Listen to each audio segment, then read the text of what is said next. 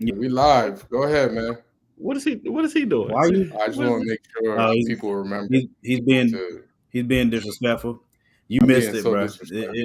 I'm being so He disrespectful. it's the top shelf of disrespectful. I was gonna save it for later, but what's good, everybody? We back for another episode of Top Five Live, episode 71. We are churning away, bro. We're gonna be at 100 episodes in a little bit, bro. Soon, How does that soon, bro. how does that make y'all feel, yo?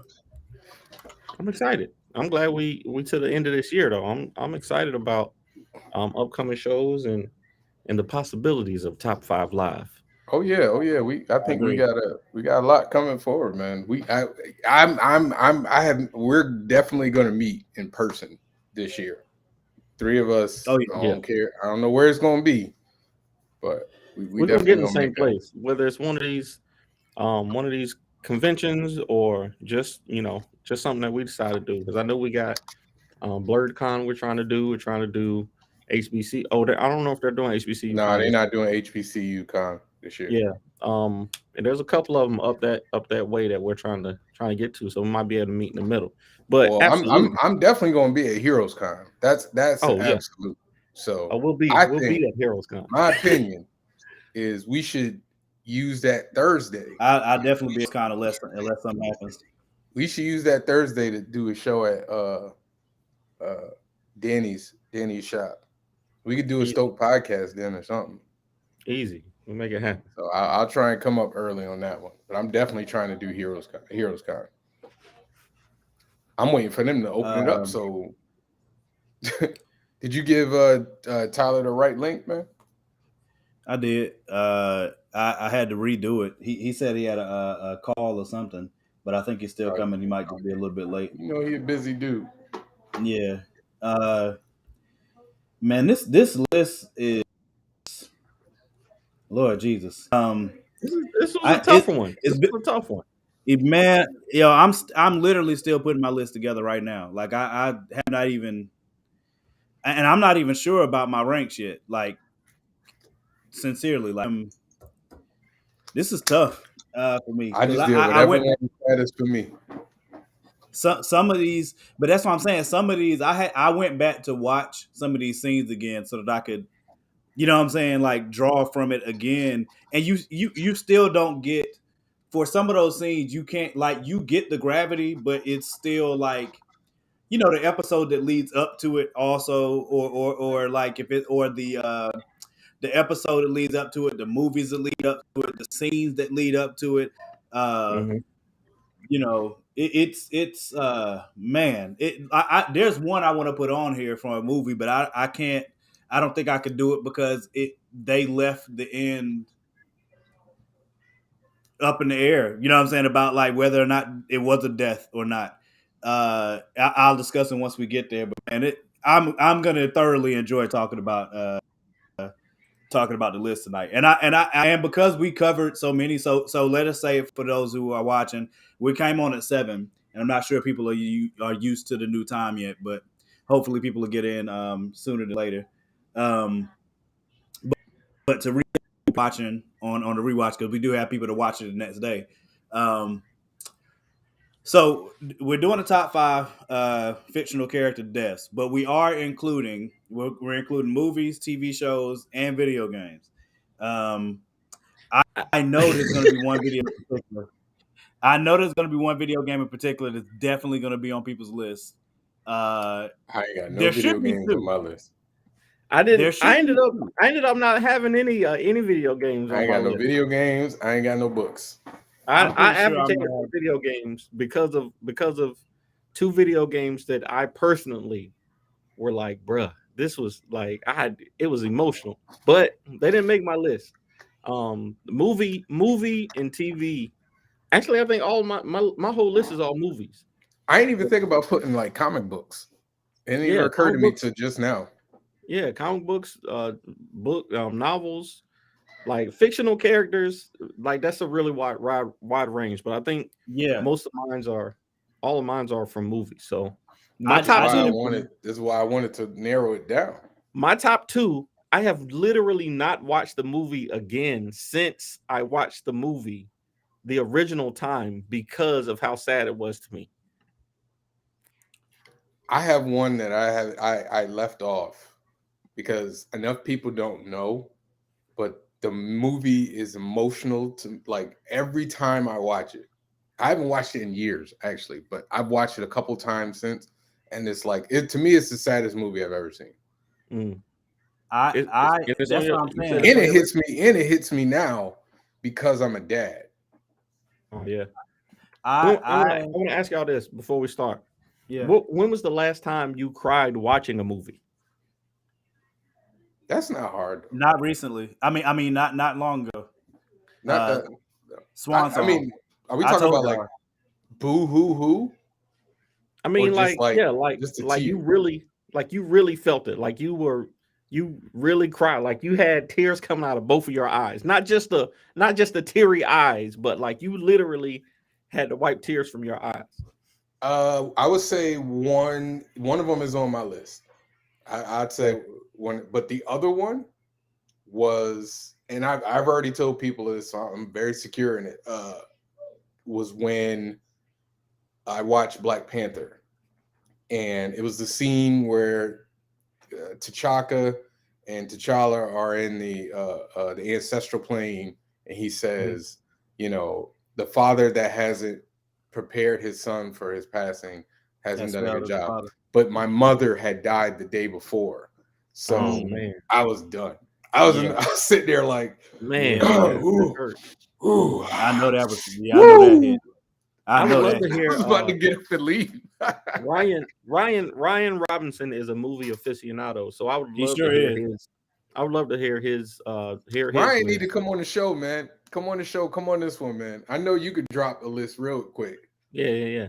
But this should be a good one. So with the new, I was out Um, last week because I was on a cruise. But are y'all doing the? Have y'all been doing the list first and then talking about stuff, or are you talking about stuff and then going into the list? last week we No, went back to the normal. yeah, Last week we we went went to back back to to the normal. normal. We did the topic first and then did the list. And because we still got people joining, I feel because people got to get used to us coming back on at 7. We came on at 8 last week because we had who was on with us last Kyron, week? Kyron. Kyron, yeah, Yeah. So we had 2 people. Didn't Jamari come on too? No, no, Or was not that last the week. Kenji. It was That was Kenji. Kenji. Kenji? Yeah, that's right. Okay. Yeah. Hey, Ryan said, "How was the cruise, bro?" Oh yeah. The cruise was amazing, man. I definitely recommend going on a vacation. I definitely recommend cruises. This was my first time, so we had a good time. I ate a lot. I probably gained 5 or 7 pounds. We met some cool people. We actually met some YouTubers, some young YouTubers, and we got to talk, chat them up, and they're actually moving to North Carolina. So, it was cool all around. Me and my wife got to really hang out, and it was a good experience. I did fall, almost me and my wife almost drowned trying to kayak. That's some white people stuff. I'm glad you That's didn't not die. for us. That's I'm that's glad you not didn't for die. us. Good stuff. Yeah, me too. But we almost did. And it was my fault.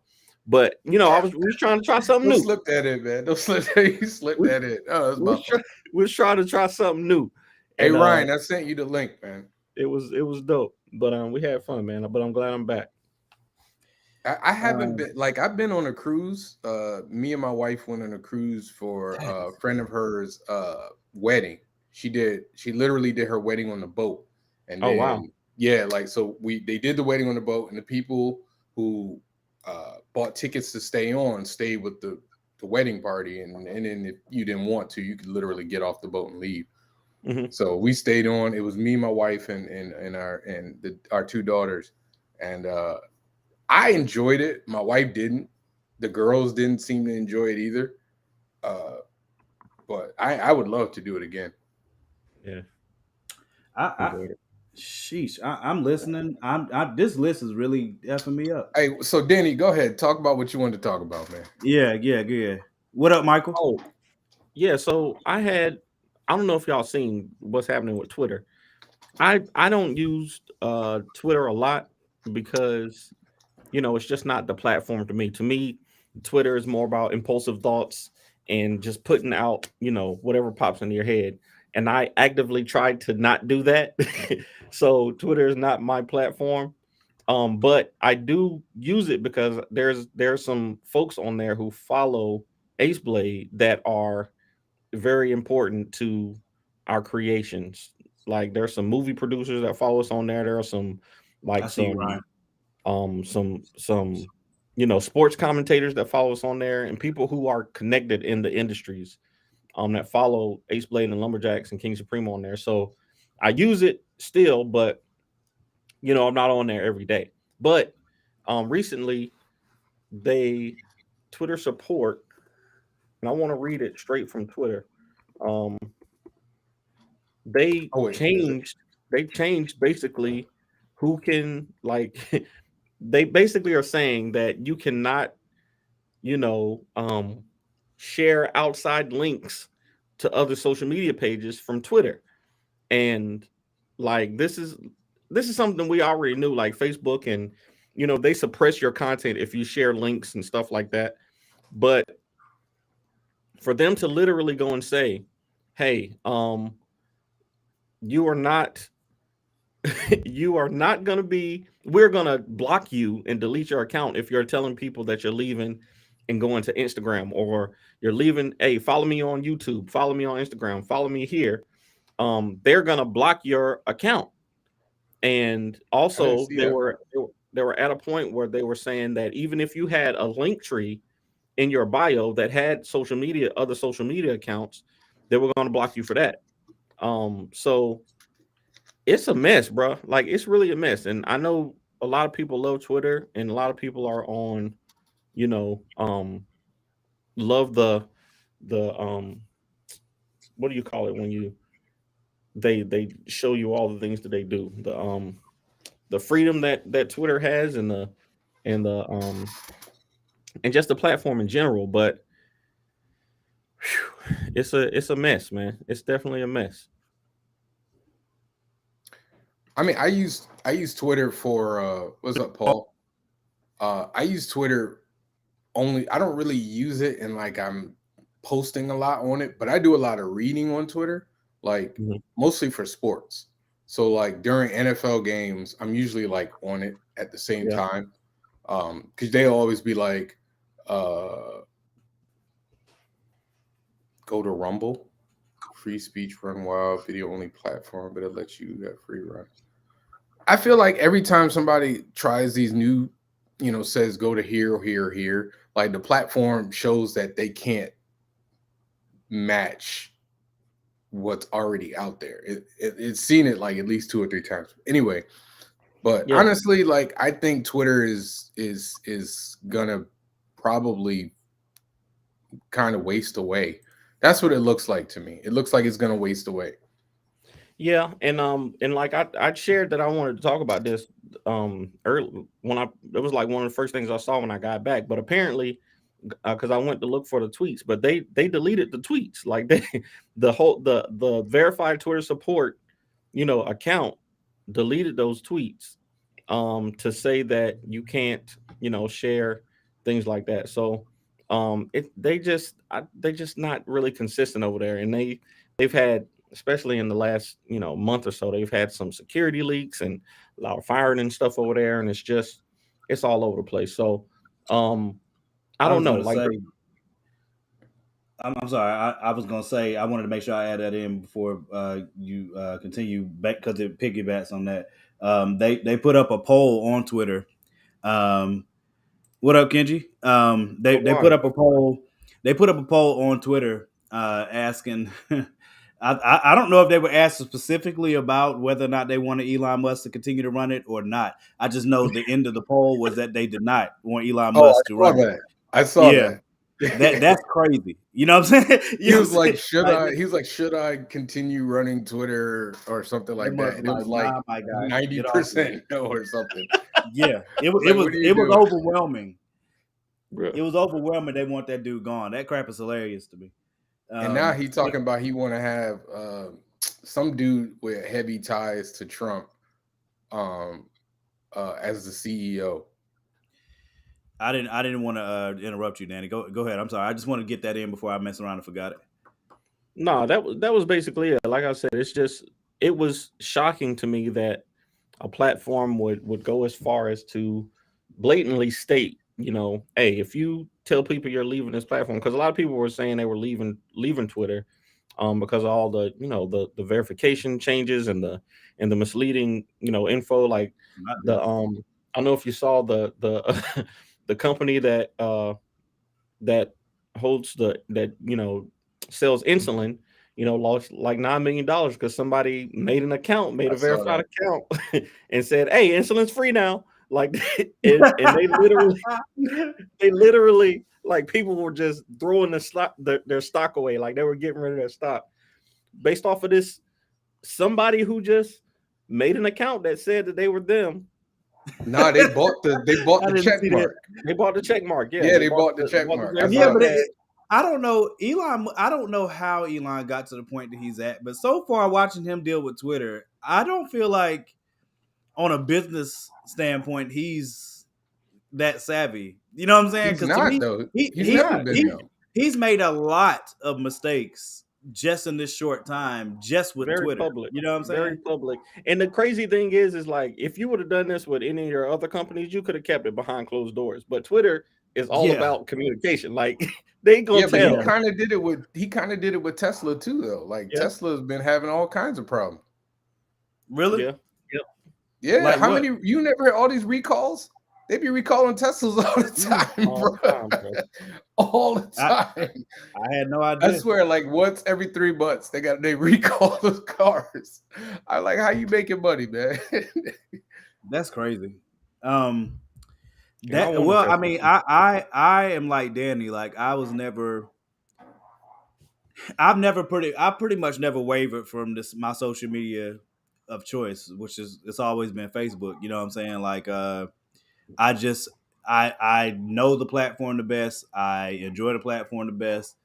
I don't I enjoy TikTok when I'm on it. You know what I'm saying? Like Danny's trying to get me to create more content, but my mind still is not shifted to a place of content creator. You know what I'm saying? Like my mind just does not say that. It's not that I can't come up with stuff. It You just enjoy it though, man. You enjoy it. I seen. I called Morgan. I called Morgan. What was it? 2 days ago that we did the take. Was it yesterday? It was yesterday. yesterday. I called Morgan on FaceTime and had an idea for for a video that we did that we could just do, on video, and I can tell you enjoy it, bro. You enjoy making content, but Yeah, but it's my in order for me to make it uh constantly, my brain has to say, you know what I'm saying? Like my head does not work like that right now. You know what I'm saying? Like when I'm even because I haven't been posting on Facebook as much either here recently, but I think that's just because I had I'm tired little of arguing with man you. that was part of it.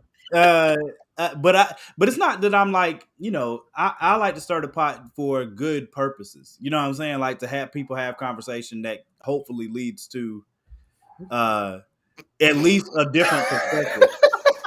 No, I'm serious. If I'm I stirring the try. pot, I try to keep a straight face. if I'm stirring the pot, it's usually because I feel like a good conversation can be, if people are objective, a good conversation could be had based on that subject that I stirred the pot on. Uh, I don't ever just go up there just to be causing crap. You know what I'm I saying? do. I Yeah, I do. don't. You know you do.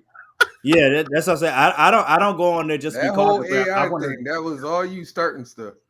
Bro, it was I want to provoke thought or like give somebody a perspective that they might not have looked at it from before, or I want to hear somebody else's perspective that's different from mine. So I'll say something that I know is going to be controversial, but I do really, if I said it and I said I believe it, I do really believe it. I'm not saying it just because, you know what I'm saying? I'm not saying it just to like rile people up. I'm saying it because I actually believe that. But I'm looking for other opinions to challenge that opinion because I might be wrong. So let me, you know what I'm saying?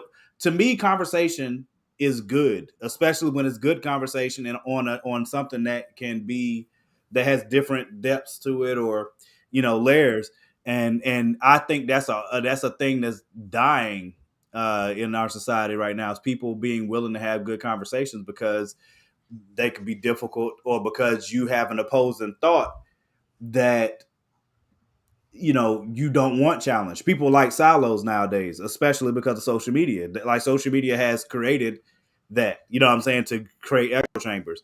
And, Yeah. and I don't And like them. You know what I'm saying? I don't.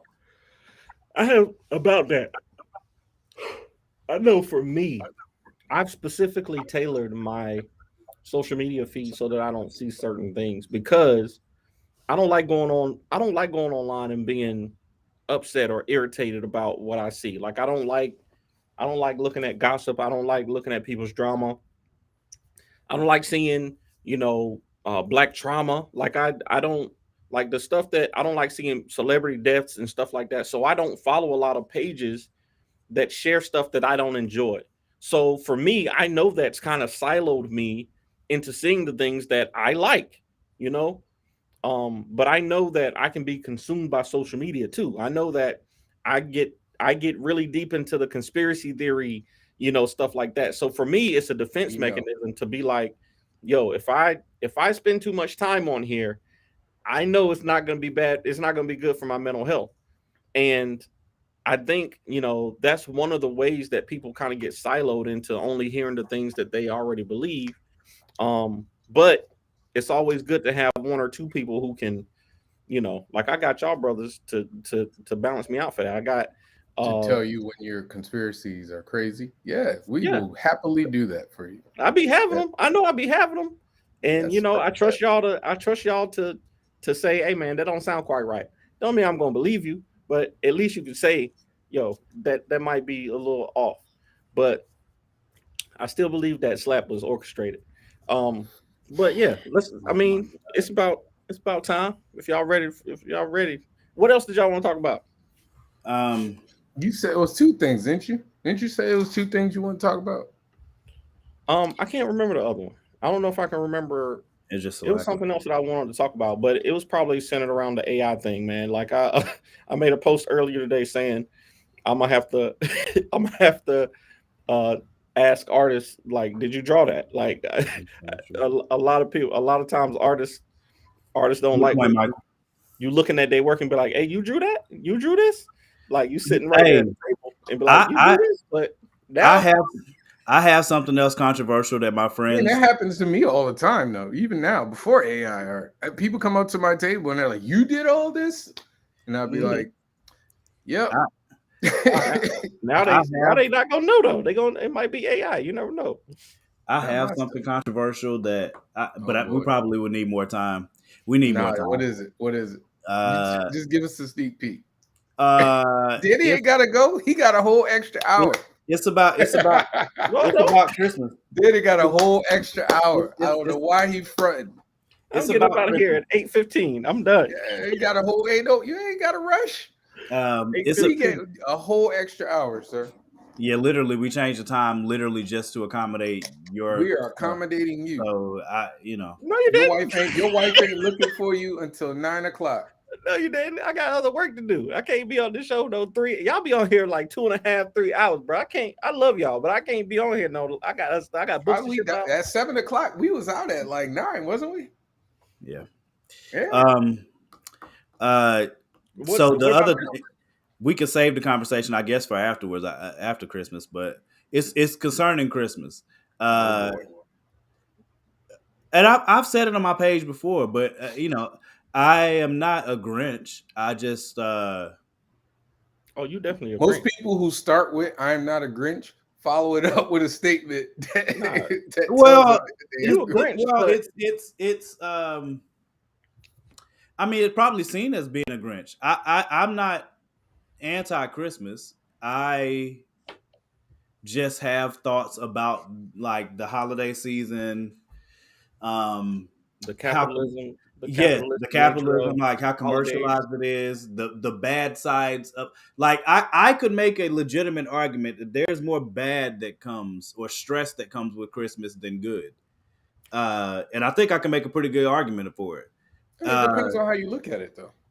I agree, but that's why I'm saying if I was trying to make an argument, I can make a good one. That's not even dealing with the religious aspects.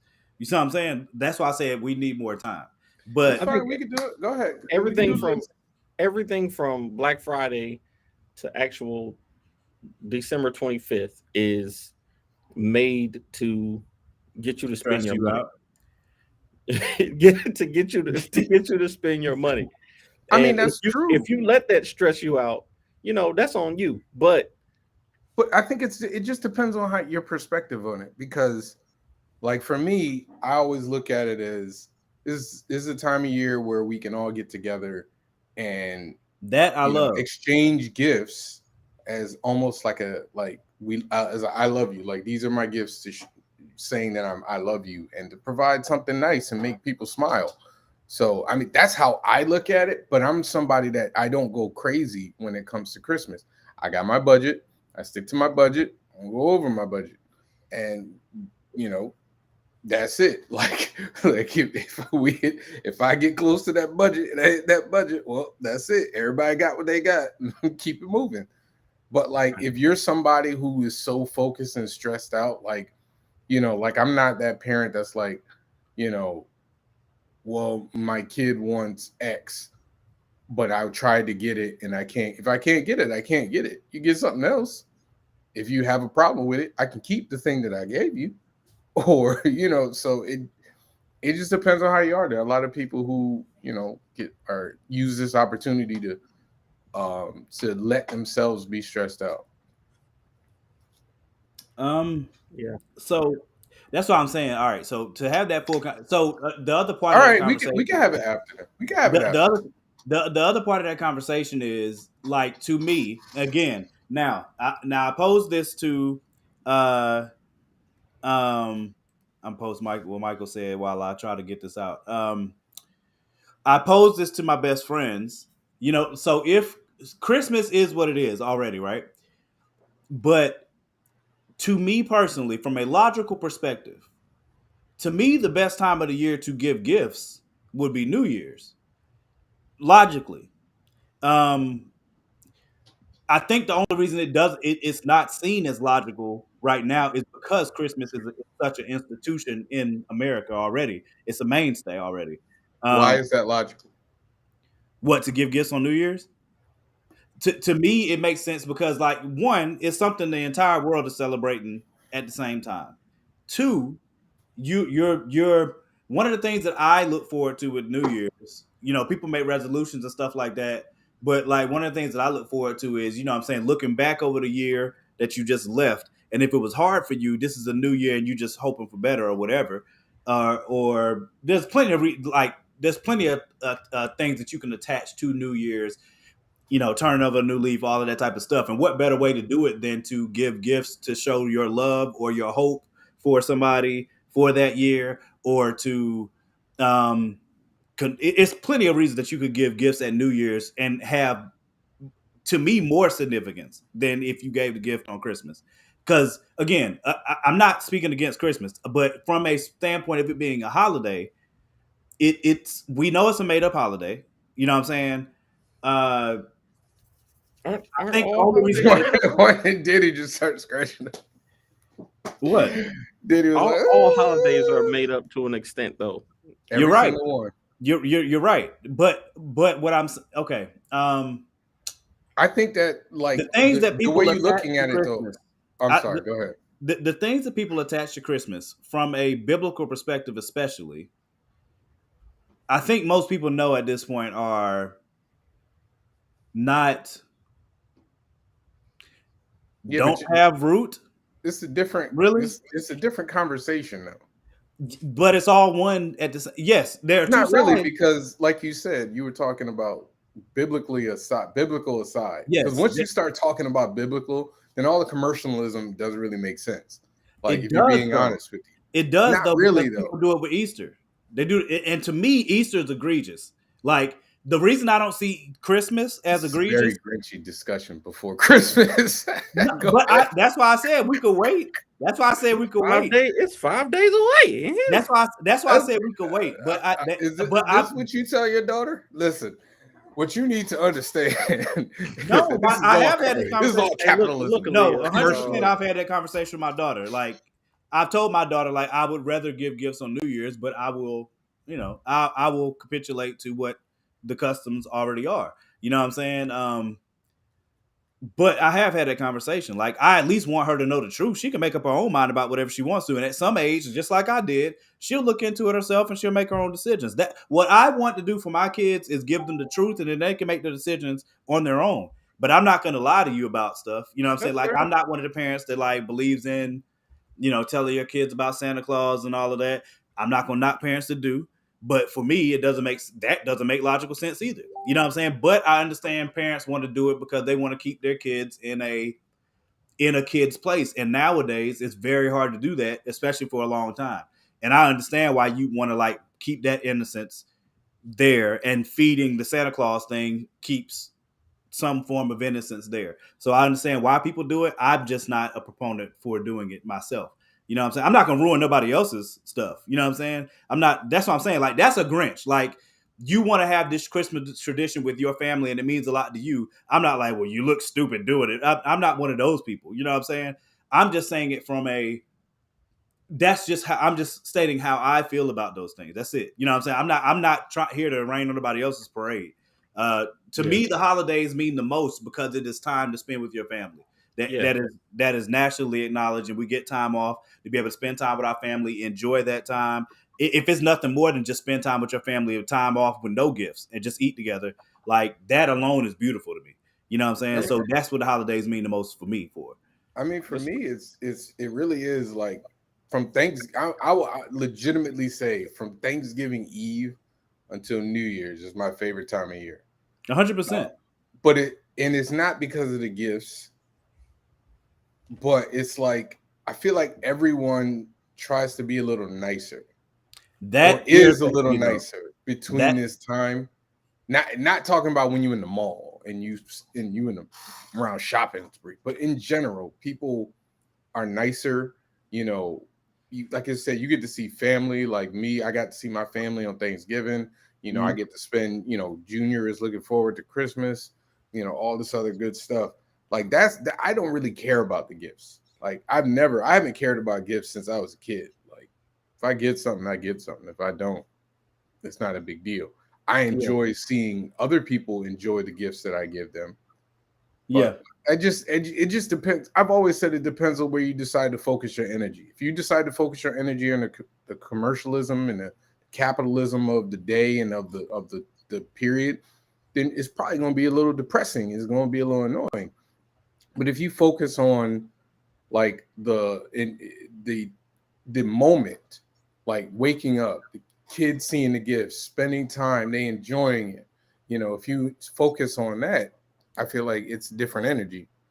The time of Christmas was meant to cover up the astronomical events of the winter solstice. I Okay. don't know. I don't know that I say cover up as much as I get where you're coming from, Michael. But I don't know if I say cover up as much as I say coincide. Um, because, but that again, that's a bigger conversation.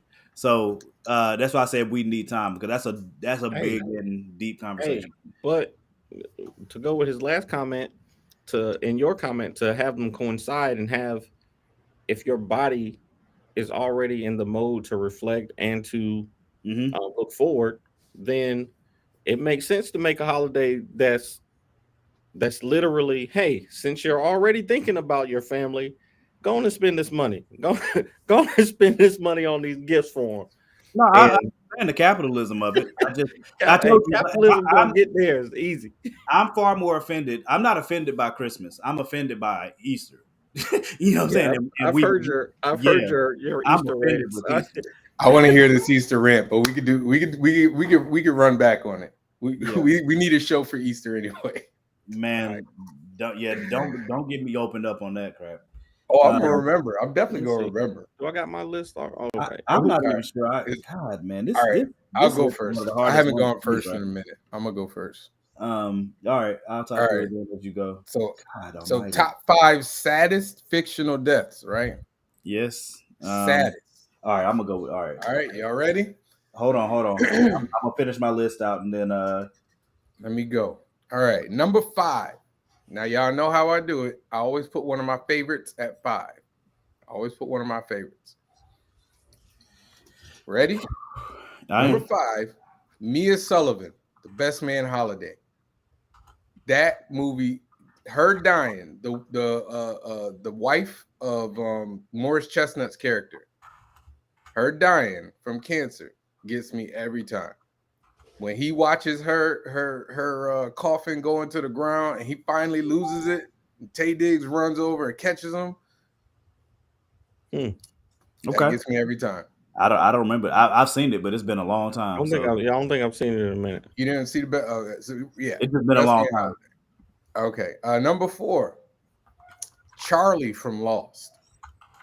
When Charlie died, and he put his hand on that not Penny's boat, and he just lets himself die so that the everybody could get saved. Yeah, I remember and he that. does the underwater. He got me. It got me. That's okay. A good one. That's a good one. That's number 3, George O'Malley, Grey's Anatomy. Okay. I know y'all don't watch Grey's Anatomy. That's Grey's Anatomy, bro. I like Grey's Anatomy. Well, I like Grey's Anatomy, bro. You be having Grey's Anatomy on plenty of lists. It has Grey's Anatomy hasn't been on a bunch of my list. This might be like the second. I've never seen it that I remember. Thank you. I feel like we talked about Grey's Anatomy several times. We might have talked about it, but it ain't been on a bunch of my list though. I don't remember that. Anywho, or George O'Malley when he gets hit by the bus saving a woman, and they're like trying to save his life, but they don't know that it's him because he's so messed up. And then Meredith, and then Meredith kind of like writes on his hand the nickname that they gave him so that he knows who's who. Got me. Okay. So the top two, Ellie from Up, the old woman. That's a good one. I mean, the woman, the wife, and in a short period of time too. Didn't take long. Yeah, didn't take long. Short period of time. Take long. My Lord, that's got a good me. one. Cartoon got me. And then number 1, Mufasa, Lion King. Only because I remember as a kid, I wasn't expecting it. So I was like, wait a minute, what? And he died. So Mufasa is the Lion King. In the next scene, my man was talking about Hakuna Matata. And then the crazy part about that is like I knew as a kid that the hyenas ate him. Like I never thought about that until recently. I never thought about it. No, I knew it. Like in my mind, I was like, wait a minute. I think they ate him. So that's my 5. They definitely did. All right. Danny, you want to go next or? I'll go next. All right. That was a great list though, Javon. That's some great moments. I also have, I think I only got one from your list on my list. I don't think I might cross over on any of these.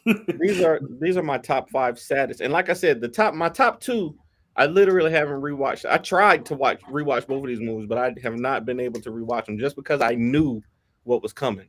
But all right, my number 5 is Ellie from Up. That dang on in 10, I want to say the beginning of that movie is like 10 minutes of nothing. Yeah. No words or nothing. Dialogue. And you like, yo, like I feel it for this couple. And you completely understand why this dude closed himself off to the world. And that thing that was impactful. Mm-hmm. My number 4 is Logan. Wolverine and Logan. I was like, yo, this was like for the whole journey of Wolverine. I don't even need to put that. And for him to, die in the end like that, and and your girl, him to be the father figure, the lone cub, whole thing, and her to turn the crossover into an X. I was like, okay, they got me. Number 3, the Iron Giant. I don't know if y'all ever seen that movie. That's a good one. I don't know if y'all ever seen the Iron Giant, but that dang on that big robot, bruh, that killing machine, that weapon of mass destruction sent to Earth that befriended a young kid, bruh. The pieces coming apart, and then it was magical. Now these my top two, again, I have not even been able to rewatch these movies because I know how bad it was for me when I experienced them the first time. Number 2 is John Coffey from The Green Mile. That's a good one. I'm tired, boss. Dog tired. That dang on, he did not deserve it. He was in jail because I want to say they said he killed 2 kids or something Yeah, like the that. little girls. They found him with the 2 little girls who were Yeah, already he was. dead. Yeah, and they were already dead. But he was the gentle giant, and the police, the guard in the prison, like he developed. Didn't he have like magic or something like that? Like he was taking. John Coffey did. Yeah, Yeah, He was magic. he could take like a sickness from you, and yeah, then yeah, yeah. That's right. And him being on that, man, that thing, I cried so hard when that movie came out. But nothing. I've not cried as hard as I cried when I saw you. I don't even remember this character's name, but I remember watching My Girl back in the day, oh, okay. and your boy Macaulay Culkin. Oh, the little kid. He had Thomas J. Sennett. He got stung by the bees. he had the Thomas. bee out. Yeah, he had the Yeah. bee allergy, and he went to go get. I want to say he went to go get her glasses or something that he went back to get for her, and knocked down the bee, knocked down the Yeah, What's the hornet's character's nest name? and Thomas. died. Thomas, My Girl. Okay. Thomas. Yeah, just Thomas. And Right. You ain't got Mufasa on your list. I was a kid. I got over Mufasa. That was a cinematically that one was Wow. touching. But You ain't got Mufasa on your and list. as a number six, Coco. Just the whole movie of Coco. I still haven't seen Coco. Bruh, I'm telling you, I was in the Coco's theater really like good. I was in the Coco ugly man. Coco's really good. The last 10 minutes of that movie killed me. But that's my All right. list. Go ahead, Morgan. All right. I'll type it afterwards, but it was really tough for me to not to settle these down. But I'm gonna go with this, and I knew there wouldn't be much crossover because we watched different things. But for number 5, I had to put this moment on there because of how many the visceral reaction from other gamers. Joel on The Last of Us 2. When I tell you people were pissed, like I know people that bought that game, paid $65 and literally did not finish the game because they found out what happened. I'm talking about I had people hit me in my inbox like, bruh, F this hoe, bruh. I'm talking about grown men. Grown men like, nah, F this hoe, bruh. And the game is a masterpiece because you have to play it. Man, that's one of the best moments in gaming history, without question. Not him dying, but the setup, the storytelling to get to it, and then how it ends. It can't be touched by much. So I had to put that on the list somewhere. So I'm gonna put it at number 5 because all of these moments for me are moments where I was literally either stunned or just like. Most of them were stunned with anger or stunned with sadness. And so that's my number 5 is Joel. Number 4, Glenn Rhee, Walking Dead. Okay. Bruh. The first time or the second time? No, he only died once. Glenn was the Asian kid, right? Yeah. He only died once. The other time he almost died. We thought he died. You talking about you're thinking about when he fell off of that garbage can. Yeah, he was under the garbage can. He didn't die. He was under the garbage can, and everybody. I remember everybody thought he was dead. Bro, I was so angry, bro. Like, oh my god, I was so mad. But when he died, when Negan killed him, and Jeffrey Dean Morgan destroyed Negan's role because I mean he relished in killing that guy in a way that just made it. That wasn't sad to me. Maybe because I knew it was coming. Shit. Well, because I read the book though. No, I read the comic. Yeah, Eddie, I agree. That's what I'm saying. Like, and Jeffrey Dean Morgan sold it because they showed just the right amount, but he sold it. It was his pompousness in him killing him, and like how, like it just did not matter to him. He was doing what he had to do, and man, that crap. Ooh. And Glenn was definitely a beloved character on that show. So that's my number 4. Number 3, Rita Morgan, Dexter. I don't know if you guys. No, that's his wife. Man, oh my god, you talking about like done? Oh my god, when they revealed, Exactly, Priscilla. That's what I'm saying. Like I remember people talking about it being a comic, but they kept their own because Carol was supposed to be dead like after season 1, 2. Yeah, she was And, supposed to be dead real and early. Carol, I'm not gonna spoil nothing, but Carol's been around for a minute. You know what I'm saying? I'm not gonna spoil nothing. Carol became a gangster. She became a She's gangster. a straight up gangster. But number three, Rita Morgan Dexter. Y'all should have seen it by now. The Trinity Killer was one of the people have said. When I was watching, I was rewatching the scene on Watch Mojo earlier, and they were saying like that's one of the best villains in TV history. And I agree. I've never watched Dexter. Oh my god!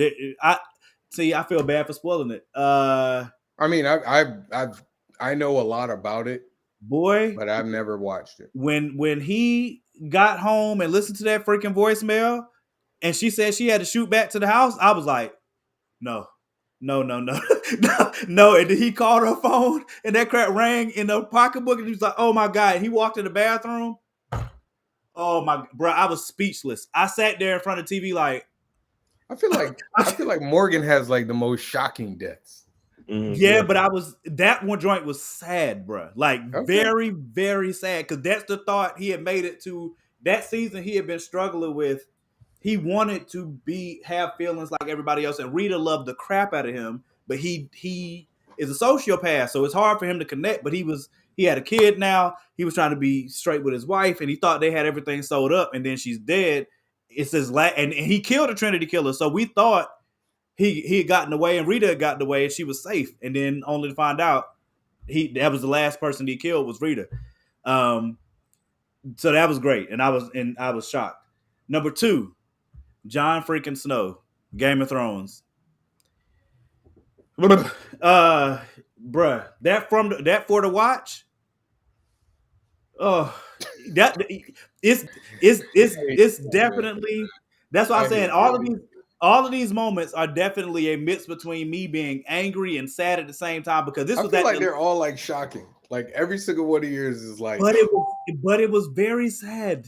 Like I don't know if it was sad. Like I'm not telling you how you felt. I'm saying for me, like I was more like angry. People were, especially that little boy. Let me. But you can mix both. Like I was sad because we did not know John was gonna live. That was the last episode of that season. That last episode, season 5, I think. Did we?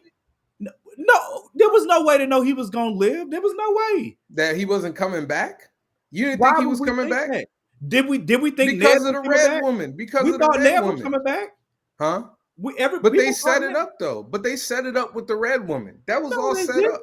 Yes, they did. Remember the dude, the guy who had like the patch over his eye, who kept coming back from the dead? Yes. They set that up. That's what I'm saying. They set it up. So like everybody was like, all right, well, he gonna be back. So I wasn't too sad about it. I don't think people were going into season 6 like, all right, they're gonna bring John back. I don't know. Okay. Maybe they were. I was not. I was not. And I think the entire internet mourned when he died, especially because of the way he died. The way he died, are you kidding me? I think a lot of people were angry. Like I said, I think a lot of people were more angry at it's that. Both. Especially at that little boy. I'm telling you. That little boy, I would have put an elbow to his. I'm telling you, bro, when Ali stabbed him, that crap was super. I was so happy when he got hung. I ain't never been happier to see a little kid get strung up. Dang, bro. Ali had to go, cuz. He had to go, cuz. I don't feel bad about set it up. They knew they had to send somebody that John trusted. So listen, Game of Thrones is really good for making you want kids killed. 100%. Because Joffrey Baratheon, are you kidding me? Joffrey, are you kidding me? That little boy. There's nobody in TV history that people have wanted to kill more than Joffrey. When he died, that was like everybody at the house was like, yes! Everybody celebrated. Everybody. When they strung up Ollie, I was like, I'm sure there were whole parties. I'm sure there were whole parties when Joffrey died, bro. Like I've rewatched the episode so many times. But anyway, that's my number 2. Number 1, the freaking blip, bro. Infinity War. I did not know what to do at all. I literally sat in the theater like this for 10 minutes afterwards, like shocking. Morgan doesn't read comics. Remember. What, the blip happened in comics? Yes. Thanos definitely killed everybody. He Killed killed half the of universe everybody. in the comic. Bro, listen. But you That know what crap- though? I'm gonna defend Morgan because there was a woman. I never forget it. I was watching Infinity War. There was a black woman, and when T'Challa disappeared, she Bruh. burst into tears, Bro, dude. when she T'Challa, like audibly Woo! screamed and burst into tears. Bro, No, my when- king. That's what she said. I'll bro, never forget. when T'Challa ran over there to Okoye and said, "Get up, not now, not now." And This he is started this sitting is there. not a place. He said, "This is not a place to die." This is not, Yeah, I was Disappeared. like, wait, what's happening? No, bro. and then When Spider-Man died, Spider-Man? I heard kids What? crying, dude. I don't want to go. I don't want to go. I don't want to go. I'll When he give you said, that he said he ad libbed that. He said he ad libbed. I don't want to go, bruh. There's no way that you're watching that more. I was gonna put Tony on here, but I was gonna put Tony too. I was gonna put Tony on here, but the blip had me stuck. I have never been in the theater that stuck. I was in the theater literally for 10 minutes, like. Yeah, I didn't. It didn't hit me like. and there wasn't no post credit scene, no nothing. I'm telling you, like it was just silence, and everybody was sitting in the theater like. No, they had a post credit. What was it? Oh, the Captain Marvel. Remember, it was Nick Fury. The Captain Marvel. You're right. There was a post. Yeah, Nick Fury. And, I was sending out the Maria signal to Captain Marvel. Yeah, I thought you was gonna have I Am Legend on your list, man. The dog. The dog. Yeah. That was a really good one, but you a couldn't good fit everything on the list. It was so. Another one that was really close to me.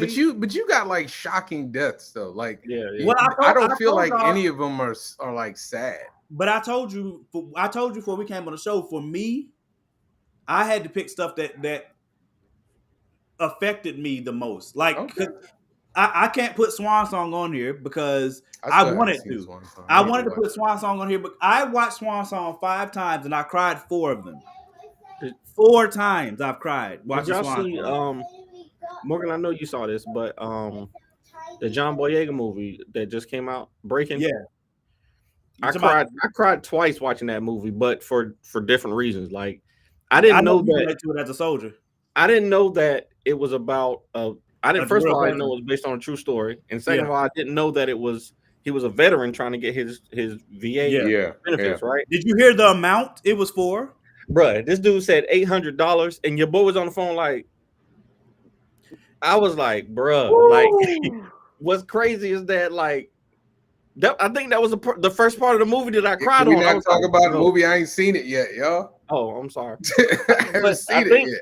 I think that was the first part of the movie that I cried on because I felt it. Like I was like, yo, I've worked with veterans like this, and it hurt. My wife I'll tell you, my wife literally turned off the movie and was like, yo, if this, like, do we need to watch? Do we need to be watching? You got triggered? She was like, do we need to be watching this? I was like, just play the movie. Shut up, let me cry. But I'll tell you, I said there was 2 movies. One was Black Panther, and 2 was that damn Mia Sullivan in Best Man Holiday. Again, it was like it came out like a year after my mom passed, and I was like from cancer, and it was just like I was in the theater like gone, dude. I was ugly crying, man. Mm-hmm. Like quiet ugly crying, like in my jacket, like because I didn't want nobody to see. Another one that was close for me. There were a few, but one that was really close for me was Wallace on The Wire. I never watched The Wire. That was close. Maggie Fitzgerald, $1 Million Baby. Whew. That was a tough one. Woo. You know what? I tell you one. You remember Higher Learning? Oh yeah, Asia, Tyra Banks' character. Morgan, that might be too old for Morgan. Yeah, I remember that. I've heard it, but I don't think if I watch it, it's been too long. I had Big Mama and Soul Food. Yeah, that was I had that one too. And then they blew up on the TV. I remember seeing that recently. I was just watching it today. Y'all don't watch Buffy the Vampire Slayer, but when her mom died, bro, Buffy was. I didn't know you watched Buffy. Yeah, Buffy. No, when her mom died, when she walked in and saw mom just laid out like that. To make it worse, they make you wait like a whole week because it was a cliffhanger. I was just like, Ellie from Up. Ellie from Up was close. That for me too. Amina for the M. I don't know. Tigger Topa. What the I fuck? had number one I know. death. Okay. I wasn't mad. I Ned wasn't mad Stark. at Ned Stark, man. I was Ned, angry. I was not that sad about Ned. I'm not gonna say I wasn't sad, but it can't compare to John though. Not in my mind. John effed me up. Ned's was worse to me. Ned, I knew was dead. John And I was effed me up. and I was mad. I was mad at everybody when Ned died. I was mad at the daughter. I was mad at Joffrey. Yep. I was mad at everybody. I Yeah. was like, Cersei. I was like, y'all all can die. Yeah, Cersei. Maggie Fitzgerald from $1 Million Baby was close to me too. That crap, boy. Yeah, that was. Well, Eddie, it was supposed to be sad as death. Morgan decided. Well, look, we just said fictional character deaths, so I told you what. I literally in the thread said saddest deaths, right? Yeah, but I said we should change the poster if we're gonna mean just saddest. I went with personally for me what hit me hardest. It was both sad and impactful. List, but don't say that we ain't repeated. My homeboy, Jermaine Exum from Acme Comics said, Optimus Prime, of course, needs to be on there. Ooh, yeah, especially when he said you're so weak. Oh my god. Okay. And what was the other one that he said? I'll never forget that crap. He said there were two. He told me to take Iron Giant off because technically he was that's right, he didn't die. That's right. Technically he didn't die. He died. He didn't die. All his pieces came back to him. I was crying real tears. He was definitely all dead. Those pieces came back, sir. If it's gonna be that, then I got to go with Cameron from Swan Song because and he said Spock from Star Trek. You thank you for you spoiled Swan Song for me at least 3 times. No, because remember I said it's ambiguous. We don't know if he died or not. Okay. I'm going by the same logic with what y'all just said with Iron Giant. We don't know. That's why I didn't. I tell you one that hit me. I have not spoiled anything for Swan Song. You have to. I'm trying. That movie Johnny is Bravo. freaking tacular, bro. Bravo died. Did he? Bubbles in the Maverick. show? Maverick didn't die. Michael, what you talking about, bro? Maverick did die in Top Gun. Maverick died in Top Gun.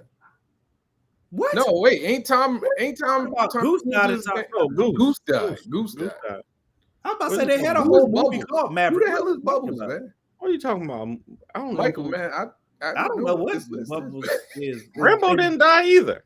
Who? Rambo? Did Rambo die in the last one? Dead? I don't know. I didn't see the last one. You know what would have been an interesting? He said if he had a choice, he's trying to kill me. I'm killing all. That is terrible. Like, what?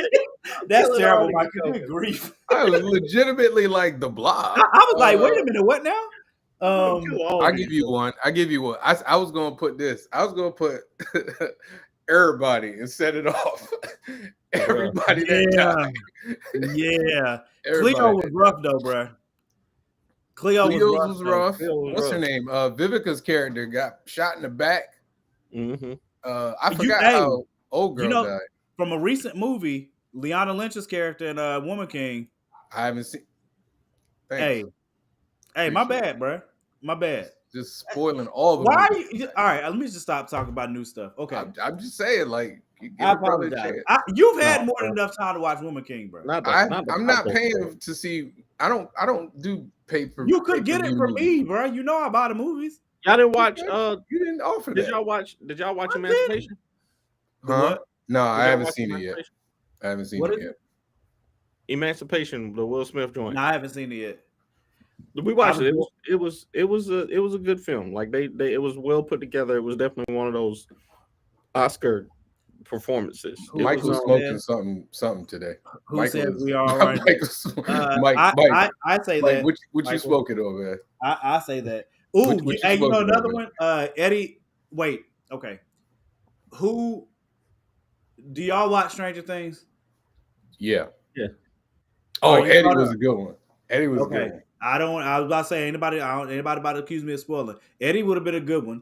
I don't know if it's top 5, but Eddie was good. Eddie was a good one. Although old girl, even though she's not dead, that was sad.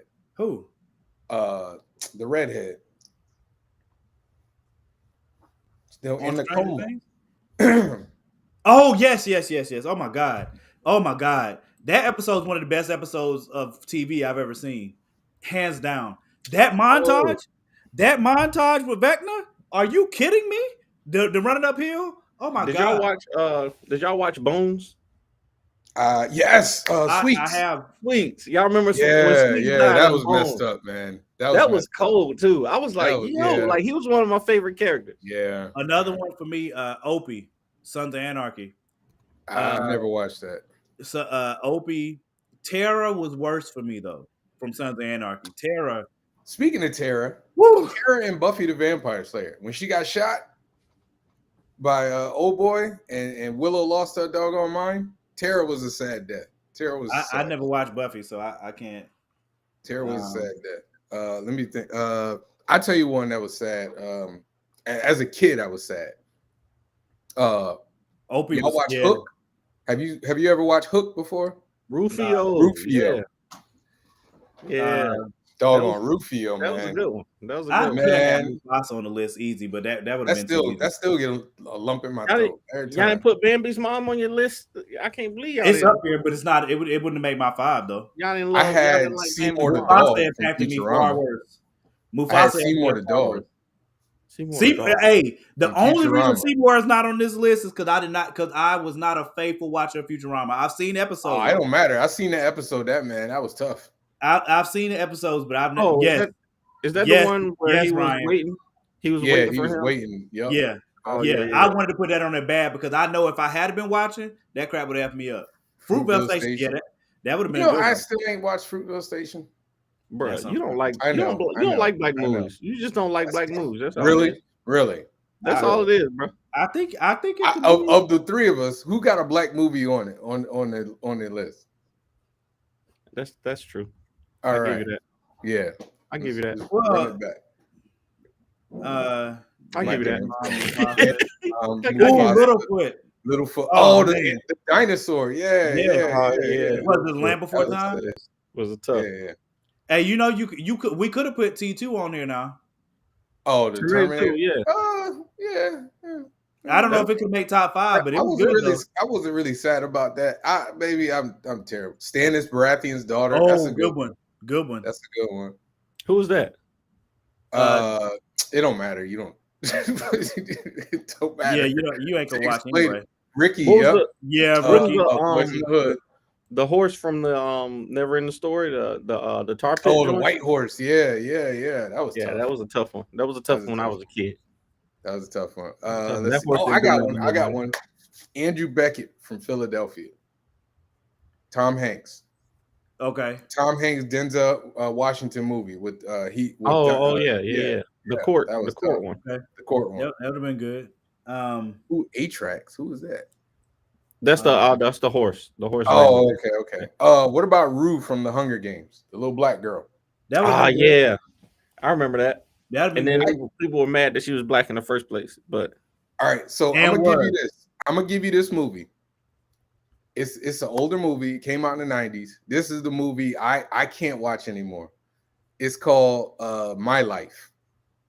It's Michael Keaton's in it, and he's a guy that his wife is about to have a baby, and he finds out he's got like a terminal illness, like he's legitimately gonna die.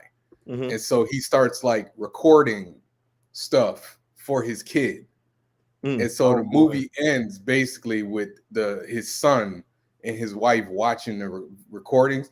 Bruh. Oh, that would have me up. That movie got me so hard. And I was a teenager at that time. Bro, I was a teenager. I'm not And gonna I say watched it that again. movie after I had Junior. I'm not gonna say it again. Right now, you BJ be coming with him sometimes. The six, I don't know. I feel like I just talked about the 6 man recently, but the 6 man with Marlon Wayans and Kadeem Hardison as a house. Terms of Endearment. I don't know if I've seen that. I haven't seen Terms of Endearment, bro. What's your hold on? The first sergeant captain from when she died, I was so mad. I'm right there with you, Mike. I was so bad. Sam's first death in Supernatural. Yeah, that was tough. His first death. Yeah, man, they died. They both died like a million Yeah, they times. died a bunch of times. They died a Oh, lot. y'all, But Um, when y'all he know got stabbed in the back, y'all know I wasn't watching that show. Logan's not a bad choice. I got one. Have you ever watched Serenity? Nah, You know the TV show Firefly that had the movie for Oh it, yeah, yeah, Serenity. yeah. I've Yeah, Yeah, I remember seen when it. the pilot got killed, that was tough. That was tough. Hold on, Um, Kevin Lynn, Hayden Christensen, Life as a House is incredible. All right, I gotta look up that. I I'm about haven't to say seen it. I haven't seen that either. See, Um, that's why we need a Ryan on this show, man. Ryan will go deep. He'll go deep in the Ryan's catalog. definitely seen stuff I ain't seen. Did Did someone say someone say spoilers first? On what? y'all already know what to expect when we cut. I When it comes definitely, out. yeah, I definitely did not. But I mean, you should have known. I mean, come on now. You Uh, definitely should know it's, coming it's on the literally on their character deaths. I mean, Jesus. Oh, Ben Sullivan in Scrubs. Yeah, I've seen right that. here. I've The seen that on friend. people's list. Yeah, We talked yeah, about that's we a good talked one. about that one recently. I've Yep, seen that yep. on people's list. I did have my girl on my on the list though. Yeah, that was That's a tough one. painful, I and that was had the early Iron in my Giant. life. Oh, did something in real life that's sad? Did y'all see Bruce Willis and his family get together Yes. for what might No, be his wait, last what happened? like he's got a terminal, um he has aphasia. I don't want to say he's got cancer, but he's got a terminal illness, and they're expecting him to pass soon. So Really? he got together, with Demi Moore and all their children and everything, and to celebrate what they think will be his last Christmas. And I was like, man, that's tough right there. I mean, there's too much to pull from for real life stuff. I Jesus didn't know Christ. that had happened. Like I didn't know that I didn't know he was terminal. I thought it was just like he had like something that he had to live with. That's Yeah, tough, man. Bruce Willis yeah. is They one of my said favorite characters, man. he can't. I mean, actors, excuse me. They said that he can barely communicate. You know, it's hard for him to get around and stuff like that, and he's just degenerating so quickly that they're expecting him to pass away before next Christmas. So they all got together. He looked happy. The pictures I saw, he looked like he was having a good time. So that's a real life save thing. I heard Like a I rumor knew he he already had passed, the but I didn't see aphasia. anyone. Like I knew like he was still doing movies and they were basically like propping him up. Like he would have like just a couple of lines and then they would put his name on the marquee, but he wouldn't even be in the movie all that long. Yeah. Bruh, he Yeah. said it came out after what Will Smith's wife did after. What did Will Smith's wife do in the Oscars? Real life deaths are hard Boogie. for Yeah. yeah, man. There's a lot of unfortunately, a lot of people who passed this year. I saw a drawing, like a painting, of like everybody who passed. Like I don't know who did the art, but I they can't did a deal with whole. that. I don't know if I'll be able to deal with that right now, bro. It's been man. Coaches. Who's coaches? Oh, Coaches. Oh, forget what is that from? I know the name. That's a TV show name? Ain't it? I've heard the name. I just can't I connect it. Is forget. it is it is it Chips? Is it Chips? It I might be don't know. Chips. It might be Chips. Is it Chips, BJ? Um, there's I, so many. This list was really hard for me, off bro. your Y'all desk making again. up stuff now. I ain't never heard that. No, Coaches. That's a character. I think that's Chips. I think that's whatchamacallit, the other dude in Chips. I'm almost Yeah, certain.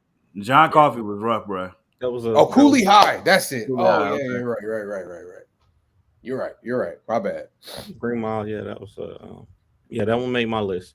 Oh, the one video game, and this is going. Y'all should already know. Y'all should already know me. It better But not the have. one It better video not be game, freaking Pikachu or something. and Oh my nobody, y'all probably never even played it.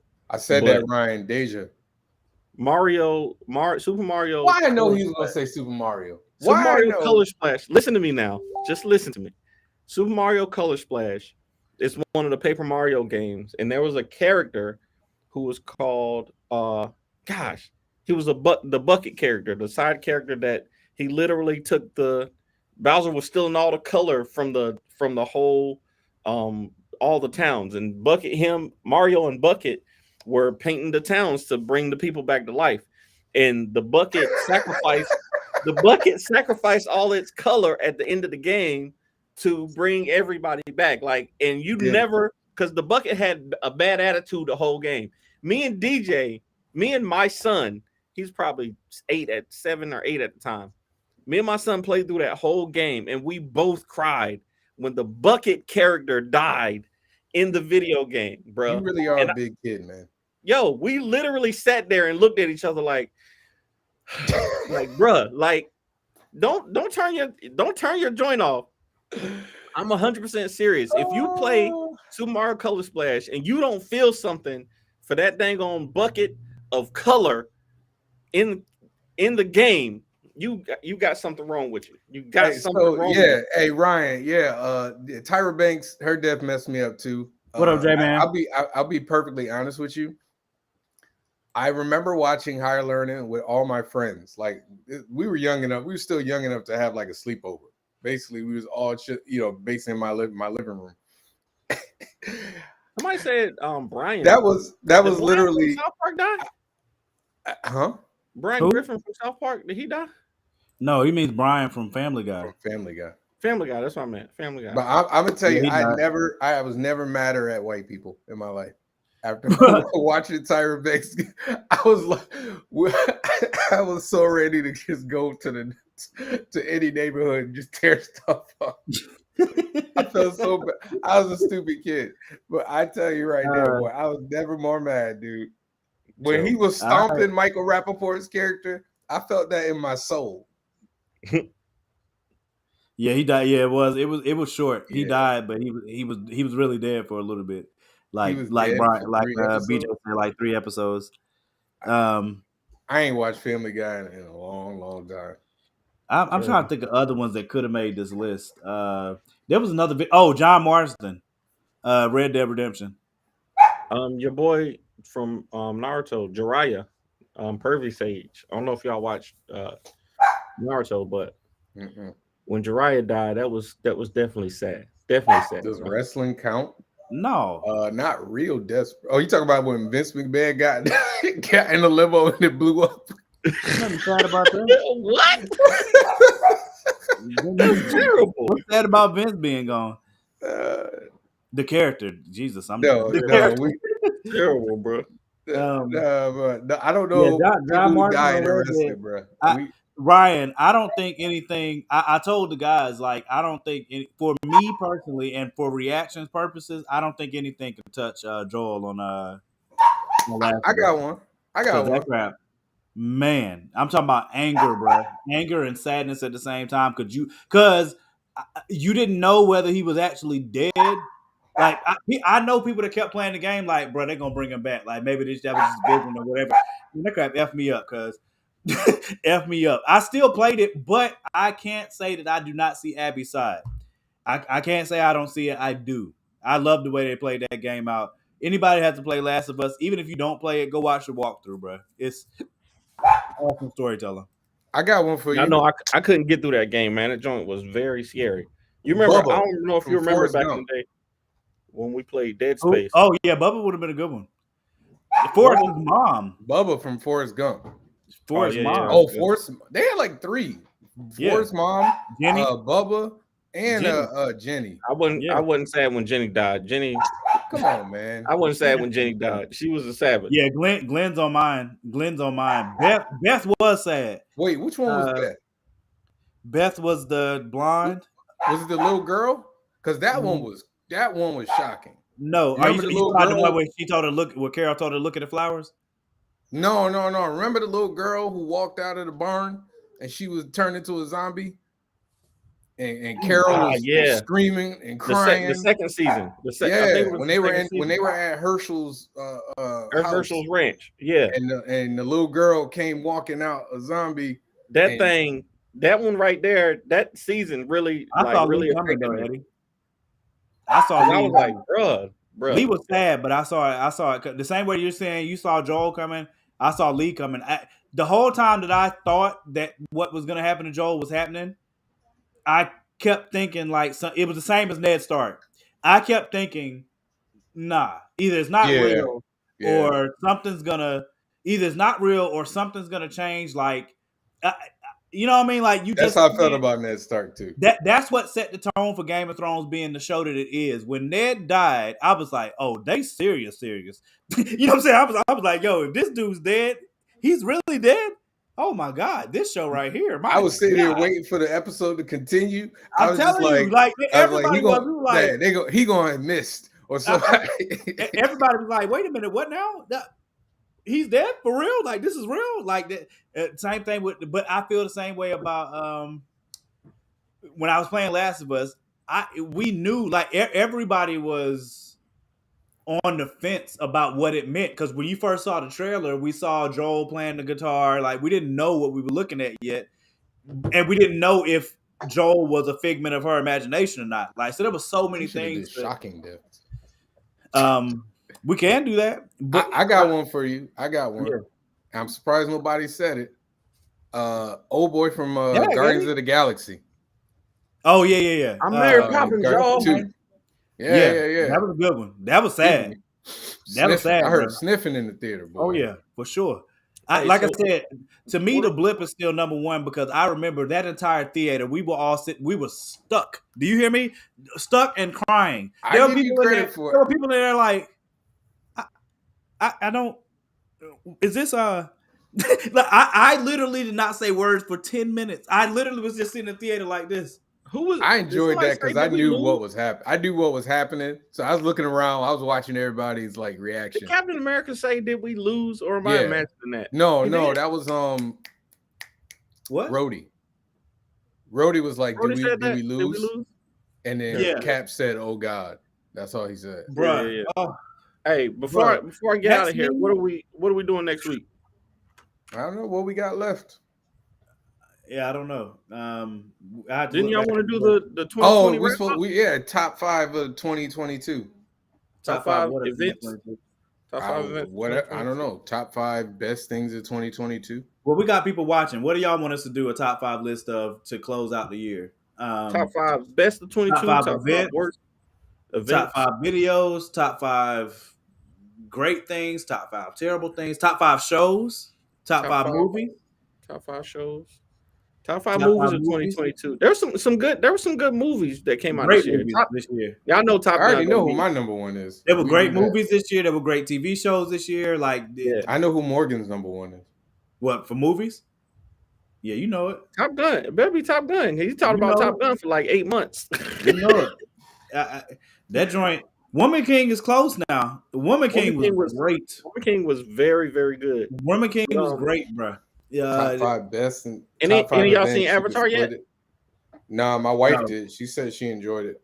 I'm only gonna go see it. I'll go see it in 4D probably. I'll see it eventually. If I get off early on Thursday, then I might go then. I'll go and then I'll go see a little man. I heard it's long. I know. It's 3 hours. Jesus. Top 5 events. Why is it so long? Yeah. I don't think there's enough meat on the friggin' bone of that story for it to be this long.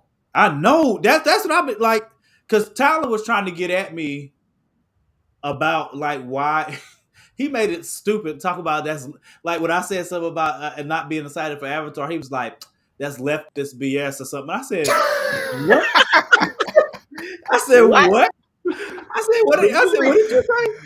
Isn't the movie about? That's what I said. I said, like, climate change. There was a political backdrop for this. I was like, "How's that political at all?" He was like, "You." He was like, "You don't want to see it because." That's why I was gonna get at him on the show. I know he was doing it to troll me, but I was gonna get in him, bro. Like as soon as he come on the show, I was gonna be like, "I'm just gonna do this." So he knows how disrespectful I needed to be. Honestly, I liked the first Avatar, but I didn't feel like it was all that mind blowing to me. It was not. The only thing that was mind blowing about Avatar was the visuals. That's why I told Tyler, Danny, we literally have changed the time for Danny alone, and he's still leaving early. Danny, you can't give us 8:30. Even a Stoke. Hold on. A Stoke podcast goes from 8 to 9:30. You can't give us 7 to 8:30. I gave you 8:20. It's 8:20 now. Is I no 820 the listen. same I as literally 830? just came from. I had a 3-hour drive from my workstation today, and I came directly here. I haven't seen my wife all day. I haven't seen my children You know, all that's day. called See responsibilities. you later, bro. Called responsibilities. I don't know what to tell you. I mean, Anyway, I don't know what to tell you, Danny. Like, this is responsibilities, man. I haven't eaten dinner, Danny. I haven't eaten dinner yet. Ain't no point in talking about it, man. He gonna do what he want to do. But yeah, like I don't think like Avatar. Like I wasn't looking forward to the sequel because I didn't think there was a need for a sequel. Like I Me thought we neither. had rectified everything. So the humans are coming back. So we having the same movie all over again. I literally, it's been so long since I watched Avatar that I don't remember, and I also don't think I care. No, I'm serious. And that's like Tyler was saying it. Like Tyler was saying, there's no like it's the highest grossing film of all time. What possible reason could you have for not seeing it? I'm like, bro, the first Avatar wasn't even like, you know what I'm saying? Like the first Avatar was probably not even the best film of the year. You know what I'm saying? Like it. I would have to go back and watch the other, like look at the list of films for that year. I mean, Top I five film enjoyed movies. it. I enjoyed the first Avatar. Like, don't Yes, get me but like I just didn't think that like would it have made our top 5 movies for that year? I don't remember what year it was. That I'm gonna look at it because I remember liking it only because of the visuals. It was nothing in that movie like storytelling wise. I was like, oh my god, this movie was so awesome, or like got me like stoked to go watch the movie or anything like that.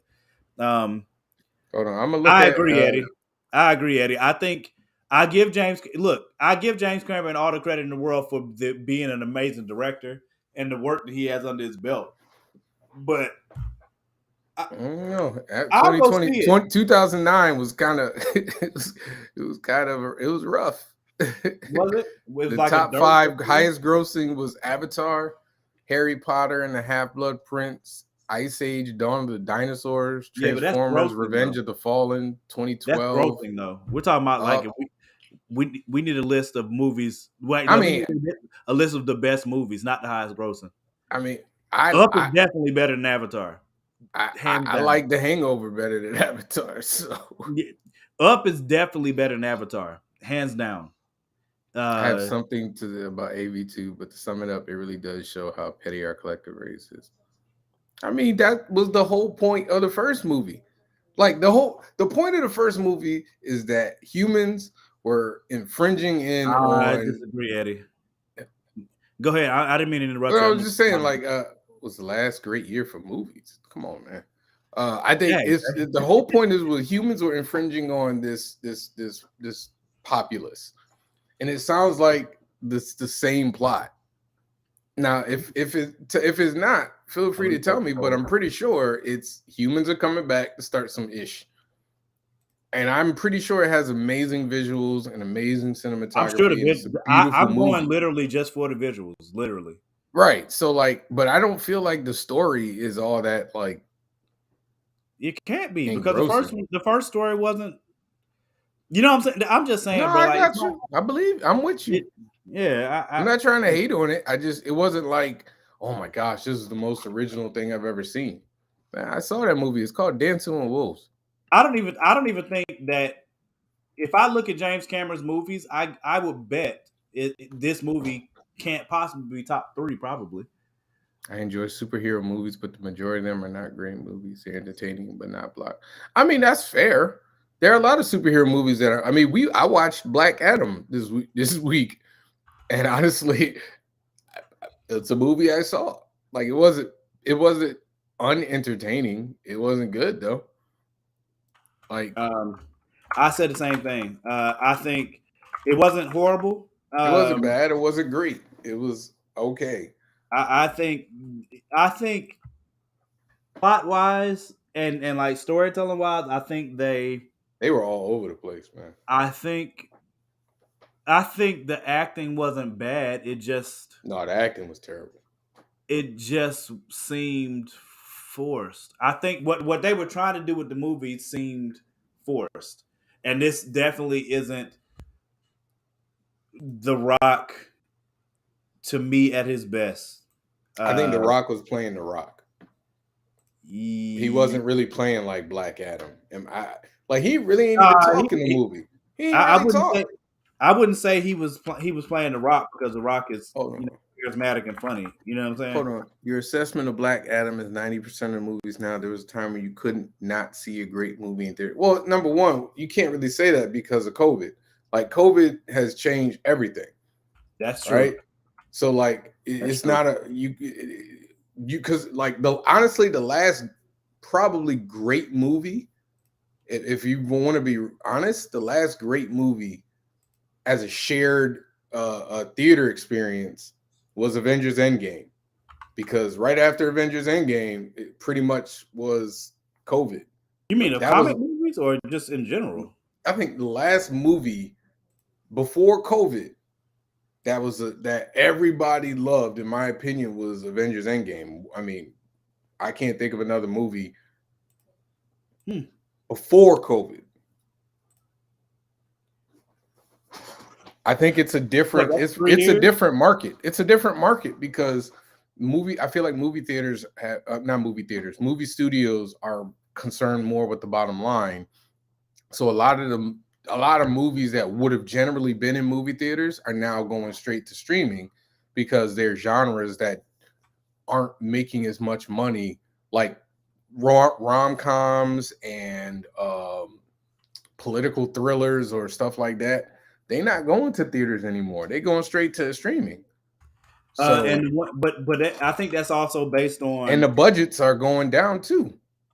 I think that's also based on, I think it's twofold though. I think part of that is COVID, but I think also that's what the old school directors that are not in on the superhero movies, that's one of their big gripes, is because movies that people feel like have teeth or substance that aren't superhero related or anything like that, like, you know what I mean, like those movies are not gonna get the dollars that they used to. You know what I'm saying? Like, I'll be interested to see what happens when Oppenheimer drops, because It's gonna be opinion. Huh? That's gonna be interesting. I'll be interested because they're putting a lot of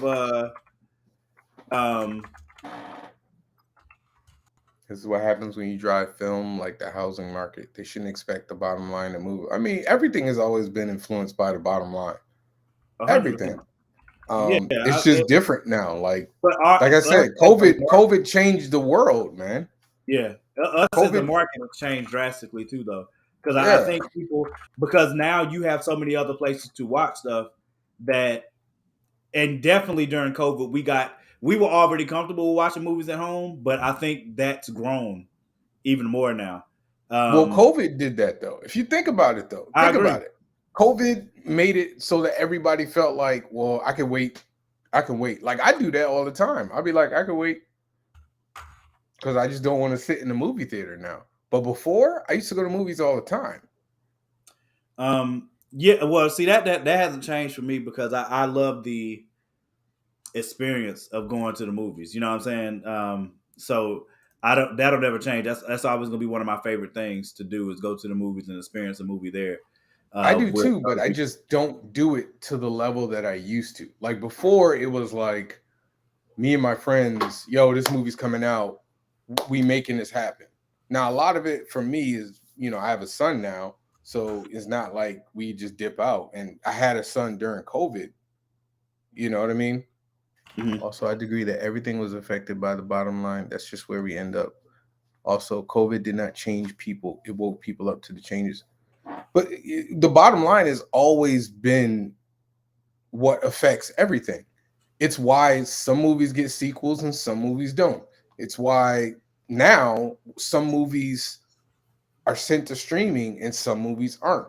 That's why they're not sending Marvel movies to streaming.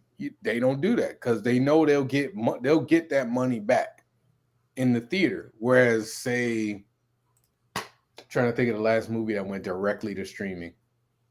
Kevin Hart's movies are now going to stream. Emancipation is going directly to, Apple TV. Apple TV. And Swan Song did too. Swan Song. These are movies that Macbeth.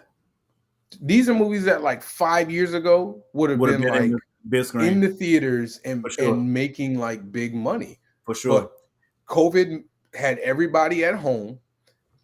The Hollywood changed how they did things, so Not to now mention, it's more accessible yeah, to at home. Things are coming out I, I, faster now.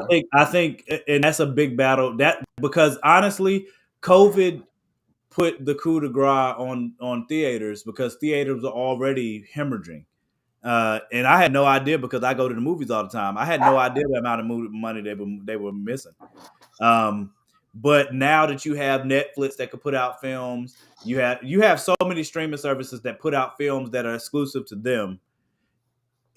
It definitely greatly hinders Hollywood, especially when you put those movies out and they're just as good, if not better. It would be different if they could not get the same level of stars, but you can get the best stars in Hollywood or TV or wherever for a movie that's only streaming. That changes everything. You know what I'm saying? The bottom line, hold on. When the bottom line is, how do we push the effects or the story to make the best movie? It I creates agree, a Sam. different outcome from I need to make a return on this movie. Streaming services are losing money drastically. Well, yeah, that's that. But again, that's not the argument that we're making. The argument that I'm the Are point they I'm though? trying to. I think some of Netflix them. is. HBO is only HBO is legitimately screwing themselves. Hold on. Yeah, they're literally selling off assets so that they don't have to pay people. Like that's what's going on in background. WB, if they film superhero movies on straight to Disney Plus, increase their membership to 20, they would make more for a short time. That's I don't know if that'll work because Yeah, I'm not sure that would work either because they tried that with like when they did Black Widow, they released it straight to Disney Plus. It's not like that joint did crazy numbers. I don't know that that's true, man. they're always going to You're make definitely more money putting them out. you, you're definitely gonna have. Not to mention, you can watch these movies at home, bro. But going to the movies is still an experience that people look forward to. Um, I don't know how you balance the money that they're losing. I think that's probably a Hollywood issue that they have to look into. Like, I don't think that's just on the surface of like the market. But again, filmmaking has changed drastically because now it's just the same as music. You used to have to go to a studio or some company to put your music out if you really wanted to get it distributed. Nowadays, you don't have to do that. You can blow up on SoundCloud alone, Let me and the can I industry will come piggyback to on you. that? You used to have to drive to music stores to Yes, buy CDs. yeah, Like you had to physically go buy it. And then once all those Napster and everything came out, it changed the industry so that 100%. now nobody has to do it. So there's always like a change. Hold on, the industry has to I evolve agree, to do Sham. not. Yeah, I agree. I mean, I agree. but that's what they're doing though. They're changing by movies are costing less to make, and they're not putting them out in the movie theaters. They're going straight to streaming services, so like they don't have to do distribution or anything like Like that. we can find quality like there are quality movies that did not take a big budget to make that did not cost, they didn't take a big budget, and then you send it straight to a streaming service that's already paid you. You know what I'm saying? Like there are advantages to having things where they are that I very much so liken to that I very much so liken to myself to the music industry because like Javon was just explaining, like Napster changed, Napster, LimeWire, BearShare changed everything in one respect, but then streaming changed. Once they changed the demographics for how you get paid streaming, that changed everything. Once YouTube started being able to monetize things just by having content up there, there are so many different ways now to make money. TikTok, look, we can look at all of these different methods that have literally changed the world and money making in the world. We literally have people that are making millions upon millions, multiple millions of dollars for creating content alone and using TikTok to do it. You know what I'm saying? Like there's no going back, and theaters can't get that money back outside of trying to appeal to the experience of going to the movies, which is why they made that big, very successful ad for Nicole Kidman talking about going to the movies and the experience. She's complete. Everything that was said in that movie, in that thing, is right. Like, you can enjoy a movie at home by yourself with your family or with your loved one or whatever, and it's still gonna be cool. But I don't know that it would have the same effect on you as it would when we all go to the movies to go see Infinity War, Endgame, uh, where these are mad, or Saw. I'll never forget when I first saw and nobody got off the ground, like the collective reaction of everybody in that theater. Um, that can't be simulated. It'd be the same as if you said we're gonna take away going to like, you can never simulate that. That's a little bit different because it's live, but the experience of being somewhere is still different from, like, I love watching Hamilton on Disney Plus, but if I could choose between watching it at home in the comfort of my home on Disney Plus or going to Broadway to see it in that room of people and having that intimate experience, it's not close. You know what So I'm saying? well, I would say this, Eddie. You're saying the theaters were losing revenue before COVID because no one. Yeah, you're absolutely right. Theaters were losing revenue, but there's a difference between theaters losing revenue and people changing their mindset Yeah, in mass. they happen. It happened. Both happened at the same time. Right. Like, yes, theaters were losing their revenue, but at the They were same already time, when losing. COVID came, COVID literally shifted everybody's mindset from like, let's go out and have a good time at a movie theater to, well, that movie will be out in like 2 months Yeah. on Netflix, so I'm gonna just wait. Yep. It's just, you're right. Amazon on it. Shamreese is saying is it's the same thing that happened with Blockbuster and Netflix. You just have to evolve, man. It's just You have a to. shift. But that's what, no, I'm not disagreeing with you about woke up, but it's not awakened. It's just a shift in the mindset, because it's not like people were sleeping about anything. People enjoyed going to the movies. I Very enjoyed much. going to the I movies. still love it. It's not me waking up to it. It's like, well, now if I go to a movie theater, there's a really good chance, not a really good chance, but there's a possibility I could catch COVID just by going to a movie theater. So I have to weigh, do I really want to take this chance to see this movie, or do I want to wait? Like, The Woman King is a perfect example. I wanted to go to the theater to go see it, but honestly, I can wait. Like, I can wait. And I think it's twofold. Black Adam, same thing. It's twofold. It's two things happening at the same time, because the movie industry, as far as theaters, were already getting destroyed. The movie industry was already getting destroyed, and it just wasn't. It was not present to me because I still go to the movies and I still love going to the movies. But I had no idea that they were hemorrhaging money like that. COVID exacerbated that to a level that I don't know if it can be touched. And now that you have so many different streaming services that are getting these movies out exclusively to their platform, like, I can't buy Swan Song. I don't think you can buy any of the movies. No, you can't. That, like, pretty much the DVD market is like almost dead. Well, no, I'm saying it from a standpoint of, like, I got Vudu, so if I watch a movie that I love, I'll go ahead and pre-order it as soon as I get home. Swan Song I love, but it only came out on Apple TV. I don't think I can buy that movie. Do you see what I'm saying? To have it and own it on Vudu, I think you'd have to have Apple TV in order to watch it.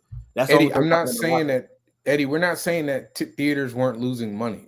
Like, neither of us said theaters weren't losing money. Nah, we're talking about a cultural shift in mindset between movies were a thing to do on a Saturday night or Friday. Yeah, and an industry shift in how look at it, how people look at the mall, right? Versus Amazon. Right. Now, like, the malls were usually, that's where you go to go shopping. I'll be dogging. And then, it began to start losing, traction. And then COVID hits, and now malls are closing all over the place. Yeah. And it's not going to go back.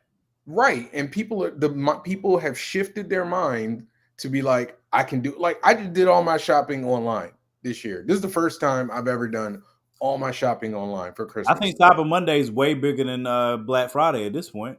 Right. It's just it's a different mindset. It's a cultural shift that happened with everybody at the same time. Yeah. And it is, I don't think it's a matter of waking. I think we're disagreeing on the terminology. Like, I don't look at it as I woke up from this. I look at it as I have to change how I look at it. I have Eddie, to I think change how I do it. I think you're saying pretty much the same thing we're saying. We're not Correct. saying anything different from you. Um, I agree with what Sham said too. Like it, both things happened at the same time. Movie theaters were already losing money. That was a problem before COVID hit. But streaming services flourished to a whole different degree. They were already doing well, but when COVID hit, that changed everything, all of it. Um, I mean, if you look, if you want to, if you even if you look at like the highest grossing films of 2019, right before COVID, like, yeah, I ticket agree. sales were down, Let me but find out Sham be going to the movies like me. but yet, like, ticket sales were down. But like, look, listen to the movies that came out: Avengers Endgame, The Lion King, Frozen 2, Spider-Man Far From Home, Captain Marvel, Joker, Star Wars, Toy Story 4, Aladdin, Jumanji: The Next Level. These are all, except for Jumanji: The Next Level, those are billion-dollar movies. Like, people were going to the theaters.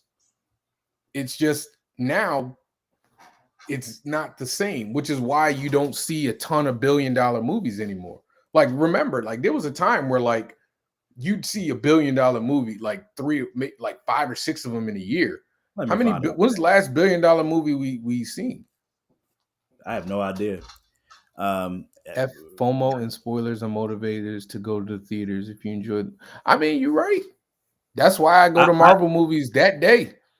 yeah, it's never going to change for me. I mean, it is one of my favorite things to do. Period. Is go to the movies and experience movies, and I'll do it by myself and I'll do it with others. I enjoy both, but uh, I it the industry, like we've Sheesh. said, the industry has changed drastically. And I don't know that that's going to go backwards. Sure, but streaming services were also not within the same market as movies. COVID made those markets That's the merge. point we're trying to tell But you. That's what we're remember, saying. you go to the movies for a totally different reason than watching. I don't. We're saying the same thing. Yeah, We're it's not. we're I don't saying think it's. that COVID. I'm sorry. Go ahead, Morgan. No, you good. Go ahead. No, I was just saying we're saying that COVID changed everybody's mindset on how we approach distribution of movies. That is what we're saying. Now, it Yeah, might have already been going in that direction, it was. but it was basically, there's a difference between me gently moving you out the door and And me slapping you. karate kicking you in the head out the Yeah. door. And COVID was a karate kick out the door. And Sham made a good comparison earlier when she brought up Blockbuster and yeah, then how Netflix even that. destroyed that. You know what I'm saying? And that was before streaming. Because why would I go to Blockbuster if I can have them deliver this in the mail to me? Are you kidding me? You know what I'm You know, saying? I Like, never used Netflix like that. huh? I never used Netflix like that. Man, it was beautiful. You could do that on Netflix, and then when they started putting up Redbox kiosks, Now those I what? did. I was all What? about the red And then box. when they started putting video games in Redbox, are you kidding me? Are you GameStop? What do I need GameStop for? I can Yeah, go. GameStop is a perfect example. I can go right. GameStop is a perfect You example. know how much money it cost? Like versus me buying this $60 game based on a whim. I can go to Redbox, rent this game, play it for a few days, see if I like it. If I don't like it, I can put it back. If I do like it, I can just keep it, and they're gonna charge my card $5-10 We're more saying the than same what thing. I originally would have paid. So that's what And I started. COVID killed Redbox, murdered Redbox actually. Yeah, because you would have been Co- scared to go to a Redbox too, depending on where it was. If it's an outside kiosk, you might, but you ain't no, going inside the Red. they was all like shut down. I Well, remember that COVID because changed. I said from the beginning of COVID that businesses are going to learn how to adapt, or they'll perish. You know what I'm saying? The same with To me, I've said this about people working remotely. If you're a company, I would at least trial it. Why in the world would I want to pay for a building, water to go with that building, electricity, and all of the stuff that I have to do just to maintain this building for my employees? When my employees can work from home, and if they're keeping up near the same productivity as they would be if their butts were in the seats in this room, what the freak I want them in here for? That's saving me. You know how much money that saves me a year? I Stay think home. it depends on the job. I think it depends on the job. 100%, but it also depends on the person that's running that job because some people are micromanagers. So if they don't see people that they feel like they can control to get them to produce a certain product in a certain way, then yeah, they're going to be bothered. But what I'm saying is, as a smart business owner, if you have a type of business that you don't need hands-on, like if you have a type of business that you can even offer the option to work remotely, you should at least be willing to trial the productivity of that. If you don't, if you're not willing to do that, it's because you're crazy. You know what I'm saying? Like that makes no sense to me whatsoever. But look at this crap, y'all. Anyway, to me, But you're COVID changed that too, though. 100%. But I'm just saying, I think you're a crazy business owner if you're willing to, if you have the option to have your employees work remotely, and you didn't at least trial it to see whether or not you can still be productive. You know what I'm saying? With your people working from home, or even getting rid of people that aren't productive and bringing in new people. Like you'd be crazy not to at least trial that. As long as you're watching your bottom line, as long as you're watching what your bottom line is to see whether or not the productivity is costing you a good amount of money, it's completely worth trying because the amount of, depending on how big the building is, depending on how many buildings you have, all of those things, bro. Are you kidding me, bro? Like the amount of money you'll save in a year is, I can't even imagine. You know what I mean? By having your employees work remotely, I would rather pay for the software on their computers, or pay for computers to send them to use that one time. You know what I'm saying? Than for me to have to pay for their butts and seats for the whole year, water and all the rest of water, electricity ain't cheap. You know what I'm saying? But if I don't have to pay that, and these people can stay in their own house and still work for me and be productive, stay home. By all means, stay home. Hey, I work from home. I totally get it. Hold on. I agree, Shamreese. There's definitely still a market for movie theaters. The problem is bad movies, not the experience. Nah, I disagree. There have been a buttload of great movies that have come out in the theater and streaming this year alone, for sure. There have been a lot of really good movies that have come out both streaming and in the theater this year. Um, I mean, I gotta disagree with you on that, Eddie. I I don't mean, think the quality of Top movies have Gun not. Maverick, Jurassic World Dominion, Doctor Strange, Black There's a lot of Panther, people The that would say Batman, there's a lot of people that say Avatars. Jurassic World sucked though. Huh? There's a lot of people that would say Jurassic World sucked. You know what? I look at it the same way I look at Black Panther. It was not bad. It was not great. It was a movie that it was relatively entertaining. I think saying that there has not been a change in more bad movies coming out all of a I sudden. don't Now, even, I don't that's think so nonsense. either. I think Yeah, if you compared movies over a period of time, I yeah, think you would see the same quality of movies. I think no it just question. seems different. What changed it is the fact that there are so many superhero I driven can't movies really now. agree with Jurassic World or any. See, but once again, I don't know Uh, how people hold on. I if you talked see about Civil me and War, Michael Watson talked about this on Thursday. At least regarding the MCU movies, like I feel like the Marvel has reached a point where they're so that's popular that people feel like complaining. And it's like, and not only that, people have rose-colored goggles on how the previous movies were. Like y'all forgetting Thor the Dark World. You're forgetting like Ant-Man wasn't exactly like a blockbuster movie. It was a nice little movie. You know, Ant-Man and the Wasp was a nice little movie. Like I think people are thinking about it's all we all function off nostalgia. Like we all function off nostalgia. So we mm, always like to believe that the movies previously or whatever previously was better than what's right now. And the truth of the matter is it's probably not that far off. agreed. I agree, Sham. That's what I'm saying. There's some movies that I literally. disagree There's with some that. There movies are like people out there Avatar. like that for Avatar sure. 2 They're coming not out bad. straight to your house, and you don't have like a high powered TV. movies aren't dying, dude. I think movies aren't dying, man. Like I don't know. I mean, you sound like the same people who say like comic books are dying. Like Yeah, I they're think not dying. I Like disagree, Eddie. things are just different. Yeah, I disagree. I don't. Movies definitely are not dying. What again? Going back to I'm the I'm previous I'm a I'm a conversation. figure. I'm gonna tell you 10 movies I saw. Go ahead that I What like. what's happening is again the top shelf movies in a lot of ways monetarily right now are comic book related, and that's annoying to people that are They're not um even top shelf. They just have a bigger budget. no, but what I mean is the big, yeah, okay, let's say big budget films, or the highest grossing films. Many of them are Marvel and DC movies. Um, on the decline, how though? So, What but do I'm you? saying, like, how can you say Yeah, one is changing and not dying, but movies aren't changing? yeah, Movies are. I don't understand your argument saying You movies are can't say dying. I think movies that's are crazy. dying when Avatar comes out and just starts blowing it away, and Black Panther, Wakanda Forever comes out, and Yeah, I mean, definitely. Movies I are mean, not dying. That's crazy. Like if movies were dying, what's then the precisely the streaming problem? services, if the streaming Yeah, services streaming wouldn't be services making would be money, successful. Exactly. Like they're not. If movies were dying, that means we'd be watching on streaming services all movies from 2008 and back. you're right. You know what I'm saying? They're Like coming out no with brand movies new came movies. out, they were good. They're coming out with brand new movies every year that are really, really good. Not even counting the TV I mean, series. Eddie, would you like to come on and voice you can come on, man. Yeah, I I got can time. send you the link, bro. I can Eddie, send you the we link. can send you the link, my man. Um, I don't agree I that definitely disagree with you right now. Hard.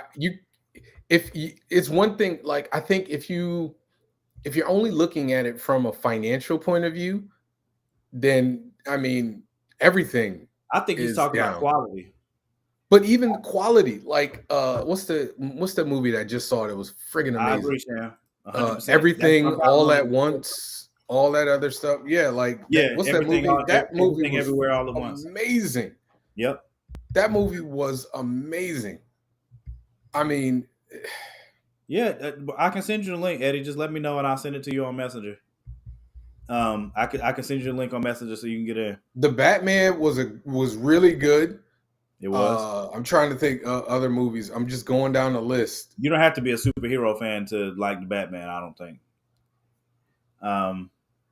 Actually, Yeah, I watched the movie. Did you watch the 355 no, with that's the Jessica movie with Lupita in there. Chastain and Yeah, Lupita? That was yeah. really good. I enjoyed that. All right, I'm gonna send Eddie this I'm link just real going quick. down the list of movies. What's this one? I don't think I watched that one. Oh, X. I loved X. That was a horror movie. I liked that. That was really good. X was really good. I don't know if you saw it. No, I did. I still have to watch Pearl because that's the follow up. Yeah, I want to see Pearl think that's too. the I haven't prequel. seen it. I Yeah, think that's pretty cool. Yeah, but I had to watch Pearl. People are saying Pearl's better than this, and I'm like, well, I mean, I got to see it, man. I didn't think that. I'm trying to think of my favorites. My favorite scary movie this year for sure is Barbarian. Barbarian was good. For Barbarian sure, was Barbarian really is good. my favorite. That's definitely my favorite horror. I love the way that they shot it. The director, I love the way that they shot the movie, like, and the way that they split it up. Like, it was very unique storytelling. And I loved it. There go Eddie. You got in here quick. Oh, my bad. I did. Go ahead. Yeah, go ahead. You let him in. That way we ain't do it at the same time. Hey, what's going on, man? What up, bro? Good to speak to y'all. Yeah, man. Of course. We welcome other opinions. Just keep your hands out of the camera. Yeah. Devon got to think about this. I don't know what it is. I got to think, man. I don't know what's your problem. It's really weird. It's kind of weird, I don't know about Yeah. Go ahead, man. State your case. I'm not speaking financially. For one, that's impossible to do because big budget movies are so well funded. You have to understand, like, they put billions of dollars in advertising to get people to come out to see these movies. So financially is not really the issue. Actually, a good example of this is actually Black Panther. Black Panther 2 sold more than Black Panther 1 dollar-wise, right? But there were less butts in seat in terms of ticket sales.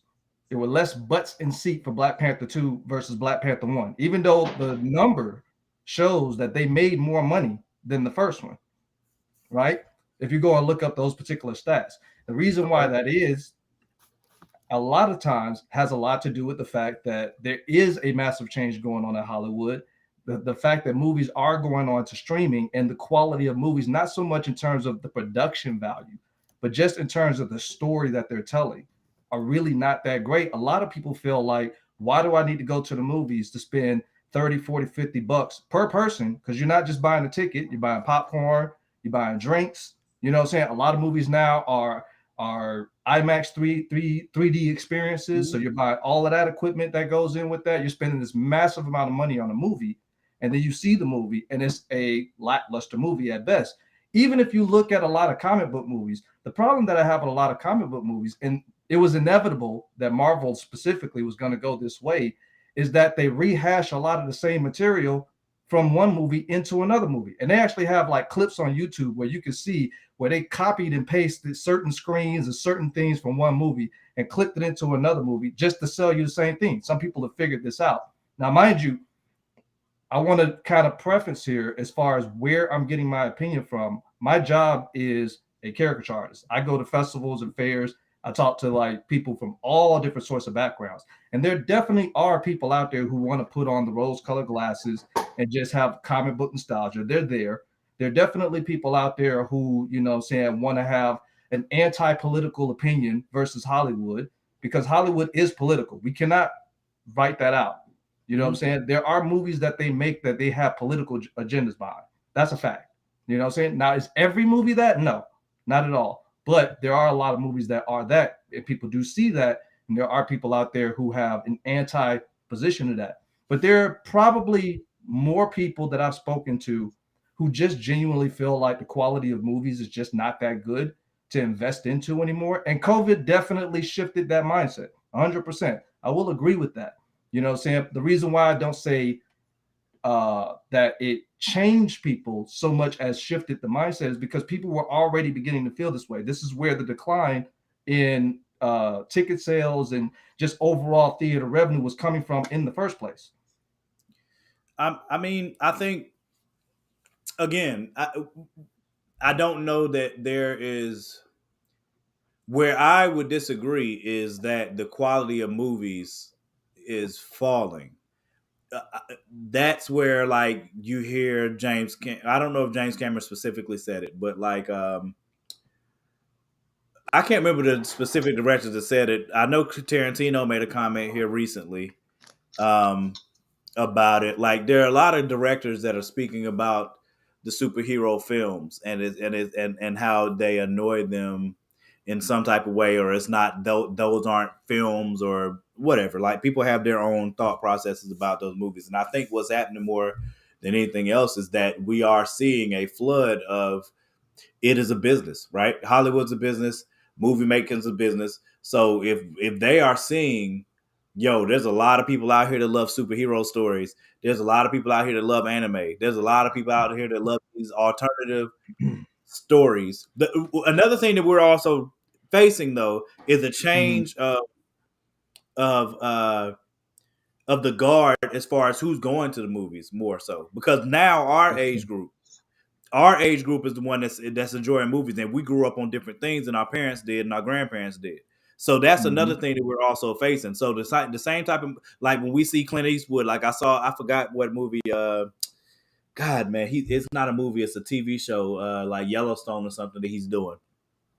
My grandmother's generation and my mom's generation, they're gonna be looking out for that movie because Clint Eastwood. What's my guy's name that did? God, Harrison Ford. Those actors that they grew up with, watching and idolizing, and for their movies, they're gonna go continue to follow those people. But our generation might not follow those people. You know what I'm saying? So that's also a part of what it is, and that's also and it's no different than the music industry in that regard too, where it is like there's great music that comes out right now that my daughter's listening to that I might not know about because it's not my generation. You know what I'm saying? So my daughter knows who Jay-Z is, but it don't mean she's listening to like his whole CD deck, just like I haven't listened to Lil Baby. You know what I'm saying? There's people that swear by Lil Baby right now, but they're not my generation. You know what I'm saying? So that's another thing that we're facing now too, and that's happened politically. It's happening in movies. It's happening in TV shows. So, but what they're doing is feeding where the money is, and the money is in our generation. So the type of storytelling that we're seeing, and the type of storytelling that they're catering to, is what is breaking banks. You know what I'm saying? Like that's what they're catering to. So that's also a part of it. Go ahead. So I think I'm actually going to agree with you, Eddie, on a couple things. Yes, I think a lot of people are turned off by the fact that, it's like $10, $12 per ticket plus food. Like there's 5 of us in my family. If we go to the movies, $100. that's $100. Like, $100. you know what I'm saying? Like ticket with no food. Right. So like I agree with you that that's there. But I'm going to piggyback on what Morgan is saying and just talk. It is a generational thing. It's a change, 100%. and that's why I made the point that there are a lot of COVID babies, not only just COVID babies, but even before that, the generation now is more of a, I want this now, give this to me now. And Morgan made the point about music, and we're a generation. I'm a generation of Napster and everything like that. Yeah. So like I was there, like I'm literally like I was right there. Like I got burned CDs somewhere in this house where like CDs. I was like, bet I can do that. So I watched how it was a change from how and how the cassette tapes where you had to I got cassette tapes in my house. You think I'm joking? I got the tape that you put in. Remember the tape that you put in, and then you got the aux cord that you the aux cord that you put in your Walkman. Yeah, right. So I'm looking at it from it happened in music where it wasn't the quality of music that changed; it was the distribution model that got changed. It was how they distributed, how the money came to them. Like before, it was you put out a DVD, you put out a CD. Tape. That's how they determined who was hot. SoundScan. SoundScan determined how something was hot. Yeah. And we had to go get the CD and buy the CD. And then once people start, oh wait, we can rip this offline. Morgan and I just had this conversation with Danny his whole Michael Jackson thing. Like you saw the steady decline in sales of CDs. Not there's a disconnect from who's making the content. I agree with that. I think that's what y'all are talking about right now too. But you saw the decline in record sales. You didn't see necessarily a decline in the quality of music. It was people were buying less and ripping offline more. Once the music industry figured out how to monetize that and take it back, now record sales don't really matter that much to me. Too much to how to the music industry. What matters is how many people are downloading it. Like that's where they're getting their money from. And that's basically what was beginning to happen. So if you look at what happened with movies, the quality of the movie didn't change. How they marketed, where they appropriated their money to market it changed, and the distribution changed. But what happened is COVID, instead of it being a gradual decrease, it basically kicked them off the curb and into where they were going anyway, which is where we agree on. But I don't think that there was a decline in quality, because I run across like good movies on Netflix and Peacock and Apple and all these things. Like I run across good movies all the time. What we're missing is the marketing for those movies. A lot of those movies that go on streaming are funded outside of the Hollywood paradigm, though. Right, I agree. Yeah, but so the marketing dollars are why the focus is only towards the movies that are going in the theaters that Hollywood believes will recoup faster. Well, which is why Marvel gets they're getting the top spot, because their movies recoup faster than anybody else. Well, that's where I can agree with you guys that there is both a market shift and a cultural shift in terms of movies. And in culture, we're talking about generational, but I think it's also factoring in other things too, because again, politics is another part of it as well. And I don't mean politics specifically in like the Democrat versus Republican scheme of things. You know what I'm saying? I think that there's other semi-politics from a cultural level that's going on in there that are also playing a role. But I can definitely agree that because of that shift, it's definitely why we're seeing so much of the changes in the industry as we're seeing now. I would actually also say that you guys talking about this subject makes a good point as to why I say the comic book industry right now is kind of already in this transition of going from the domination of the big top two, which was Marvel and DC, and then you can factor in Dark Horse and Image into that, into this widespread distribution of independent guys being able to come in and fund their own projects and do their own things. Yeah. We're seeing that in droves, and that actually has been taking place over the entire last decade.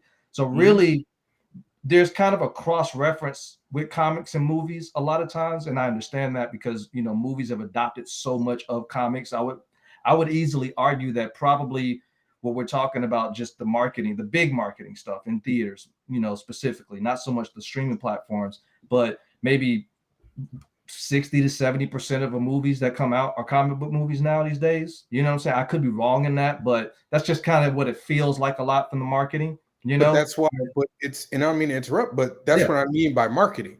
Because there are movies being released all the time on these streaming services. They're being released all the time, but the marketing dollars are only going towards the comic book movies because they can recoup at a faster franchise. Yeah, right. They're pretty much a franchise.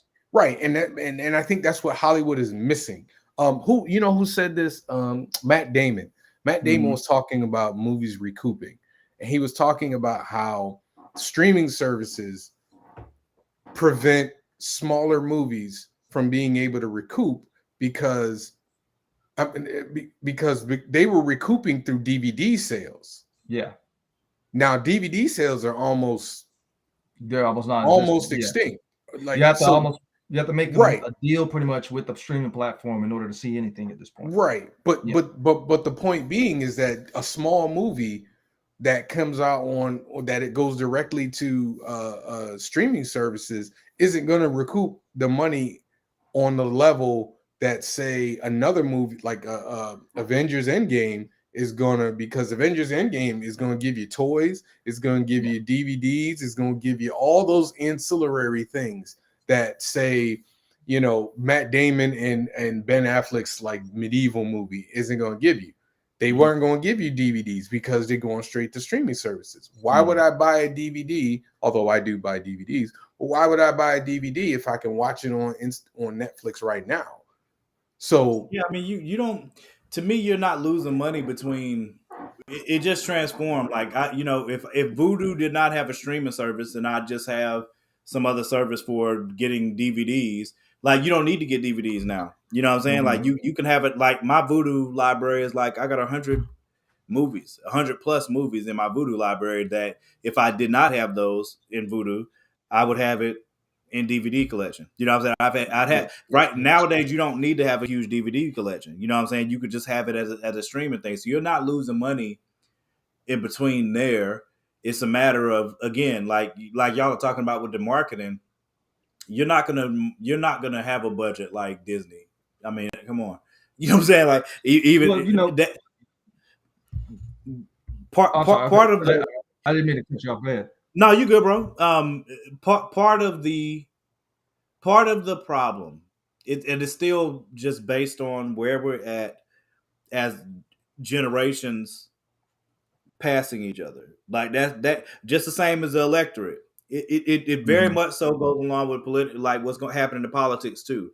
The electorate, they know who's going to vote automatically. Our parents and our grandparents, they know that. But what they're doing now is we're at an age now where most of us, are close to 40. You know what I'm saying? All of us are voting age now. So there's the people that you have to get hype and get out there to vote are our generation because we're the next big voting block. So and it's the very same thing when it comes to the movies and who they're marketing to.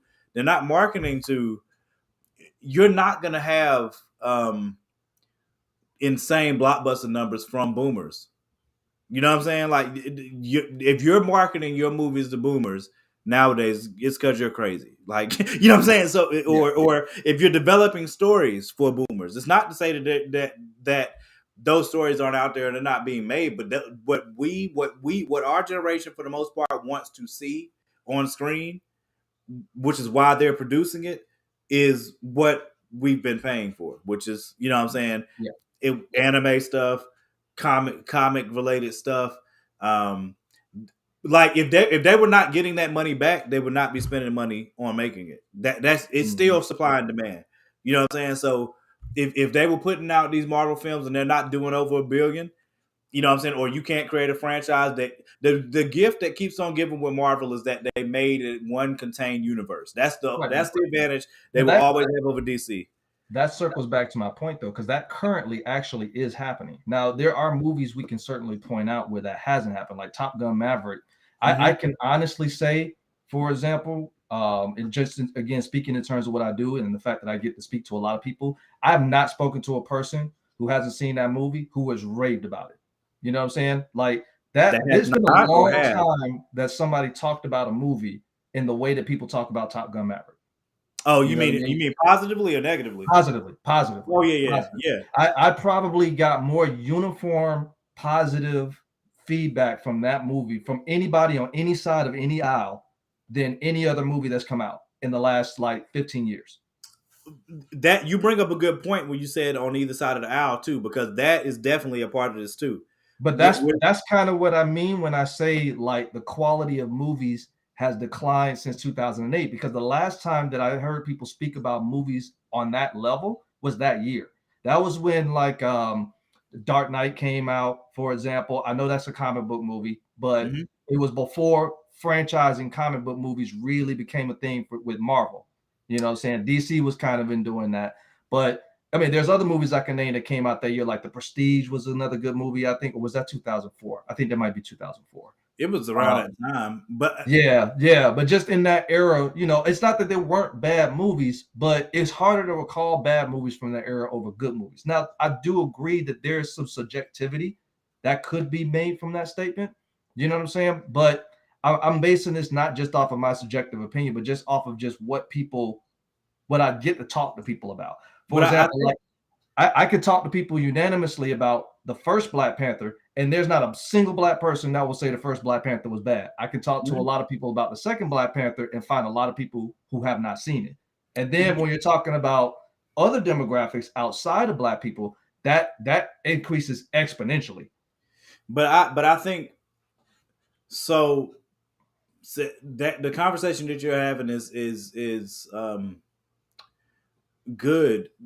I think also though, like, so if we were to go along with your point, another important thing that happened in 2008 is we know a president was elected at that time period that greatly started it greatly it far more greatly ripped a tide in between two political sides. Like the partisanship being to where it is right now had started with the Tea Party, but the Tea Party went bananas after Obama's election, right? Tea Party went bananas, right? That's true. They did 100%. It was definitely a lot of cultural splitting that really kind of started around that time. But that goes. And that's also going after like a decade of, unfortunately saying this, unifying because of 9/11. And a lot of people talk about that as well too. So we went from like kind of a sense of unity to somewhat of a splitting, and then Trump comes in, of course, and just like draws a wedge into the whole thing. But that's what I mean when I say there's a lot of elements that were pre-existing before we got to COVID. Like, to me, I look at COVID as just something that came along and pushed us off a cliff, and any natural disaster would expose cracks in the foundation of any area. You know what I'm saying? If you're talking about those a natural disaster happening like regionally or locally, you know, this happens to be a global thing, but I don't. That's what we're saying, though. We're agreeing.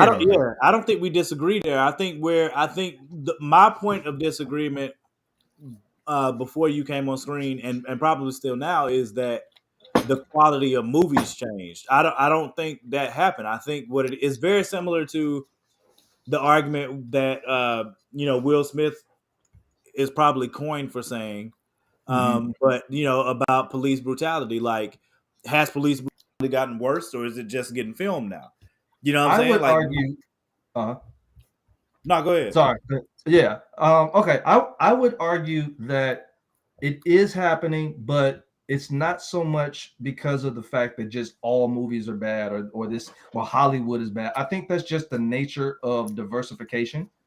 You know what I'm saying? And I think anytime we ever see a market of any place get too diverse, there's always the potential for a lower quality of a thing. The staples will probably still make a cost. So we could say, for example, the legacy movie companies are, of course, like Disney and Warner Brothers and so on and so forth. A lot of these big Hollywood companies, these are the legacy companies. They have a Yeah. lot of money to throw at a movie. So they have the Yeah, resources to be able to produce a big blockbuster thing. But one thing that these streaming services have done is they've increased the ability, and I think you were pointing on this earlier about DVD sales, but they've created the ability for small time players, medium time players, and so on and so forth to get their product out a little bit more easily because these streaming services want content to be able to hand out to their people, and because 100%. of that, you're seeing a lot of imbalances. Now, I would argue that while Hollywood has the budget to be able to produce a quality movie, you know what I'm saying? And they can visually make a quality movie. I don't really find a lot of the stories out of Hollywood as appealing as a lot of the stuff that I see in streaming services. You know what I'm saying? Like, for example, even if we're talking about comic book movies, I find the old guard on Netflix to be more entertaining than most comic book movies that came out in the last like 4 years. Now, that's subjective. Again, I understand that. That's a controversial statement, but that's typically how I feel about it. I think that Hollywood has so much red tape on it because it's so huge that they really kind of have no choice but to water down everything because they want to make sure that it's going to be safe to put out for their audience and so on and so forth.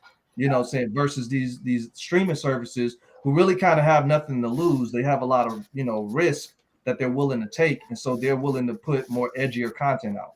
Well, so let me ask a question though. Like because you referred to him a few times. Like you keep saying like I these agree with superhero you, movies. I like I look at superhero movies as a genre, right? Like it's a genre. It's not the only movies that are being produced now. Like we like it No, just but seems, I would argue it's the dominant genre now. is it though?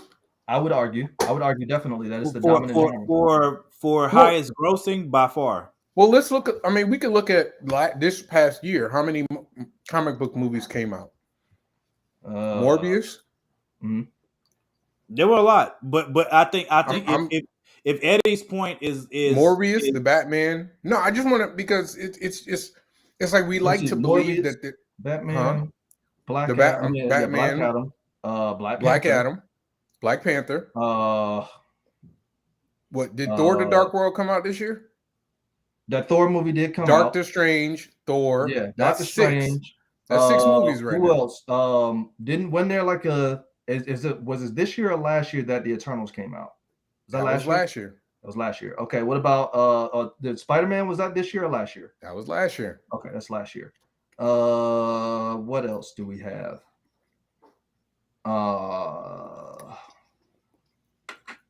That's six movies. It could be 6 movies. Right. So I feel like I'm okay, forgetting something. But let's DC go with League 6 of for now. Super Pets. We could throw that in there. That's 7. Okay. Spider-Man. Spider-Man was this year? I think it was. Yes. I think it was. I don't see it.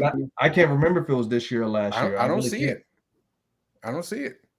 I think that came out last year because it was one of the big movies to come out like right after COVID. Like I remember watching Spider-Man, and that's why I feel like it was last year too. Yeah. It probably was November then. Yeah, it was late last year. Yes, it was late last year. Because that had the preview for Doctor Strange. I think the only way that you can make the argument about if Eddie, if you're coming from the standpoint of highest grossing. Let me finish. Hold on, though, because the point being, there were a lot of there was a lot of Marvel content this year. Like if you add in like the TV shows, yeah, and I think a lot of people blend all that stuff together. So it's like Marvel put out a lot of movies this year, or you know, but there's a lot of comic book like TV shows, right? But a lot of them are good. But my point being is like you're talking about 6 or 7 movies in 12-month year. Yeah. Right? Go look at how many horror movies were put out.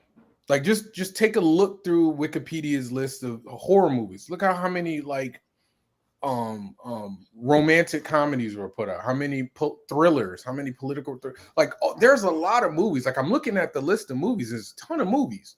There's more. I guarantee you, there's more horror movies than comic book movies that have been put out. There's horror way has more romantic comedies. I agree with that.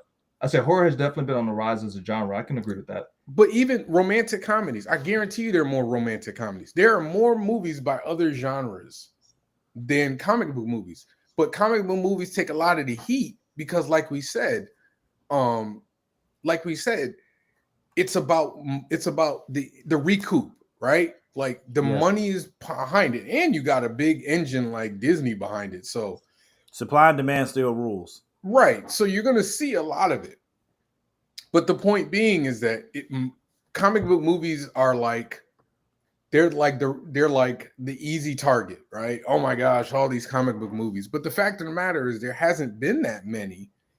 And this year, even last year, I think it was maybe 4 or 5. I mean, it wasn't a ton of them. For Marvel, the average per year is like 4. I mean, Marvel, it's actually like 3 or 4. And then DC, who knows? You know, DC might put out 1 or 2. DC just be, doing. Now there are other movies that are adapted from comic books that a lot of people don't even know. Yeah, but they don't get counted. We're not. They don't get counted about that. Huh?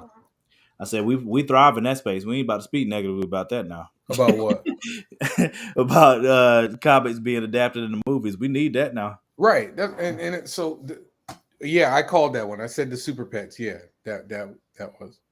We're talking theatrical releases. I'm not talking about like direct to streaming. I'm talking about theatrical releasing. To clarify, I do know that there are a lot of comic book TV shows that get made. When I make the assessment about movies, I'm not really lumping in TV. They shows don't do. I don't think it's a fair comparison. Plus, movies compared to a TV show are more likely to get also released into theaters when we're talking about these big companies. So, which is really kind of where the conversation loops in. So, when I talk about these comic book movies, I am specifically trying to focus on what we see in theaters and things like that. I'm just talking perception. Yeah, perception. Your analysis is a good analysis. Yeah. I can agree with a lot of what you're saying. So that's why when I say, like, when you bring up like comic book movies, I'm like, we're talking about like a small percentage of the actual movies that are coming out. The difference is they do make up a large percentage of the gross, the money. Yeah. And a lot of it is because they're still like event films, right? Yep. They're still the event. They're really the only event film now. I mean, they looked into it with like Top Gun. I was gonna say that really goes back to my point though. The fact that they are the only event films is the problem. You know what I'm saying? Yeah, but before 2008, the event films that came out were disaster not always comic book. In fact, they were disaster films though. They were what? They were disaster films. 2012, Independence Day. Yeah, or like, I would argue that there were a lot of disaster films, but I would still make the argument as well too that there were a lot of films that didn't fit into either of those categories that were more in that category of blockbuster, epic. Like for example, like comedy. I'm not talking about romantic comedy or any type of sub-genre comedy, just straight comedy. For a while, dominated the 2000 decade era from 2000 to 2010. There were tons of comedy movies that really hit the top charts at that point in time. Do you want to know why there's a difference though? They were money makers. Yeah. Anchorman made money. Yeah, like you know. Oh yeah. Yeah, but Anchorman made money. Pineapple Express made money. But you got to understand But I don't think it was making money like The Matrix or. No, they weren't making money like The Matrix. They weren't making money like that. But they were up there enough to where they could be they could be quantified though. But Whereas you have to now we're understand that's a mainly just different. quantifying. Sorry, go ahead. That's pre-streaming. That's true. Pre-streaming. I mean, All the movies, that's why most of those I mean, movies came out pre-streaming. Netflix was, but Netflix was what, 2008 or 2010? Like, when did Netflix come out? I It was don't know. like I gotta look. You mean it's- Netflix, like on your TV, Netflix?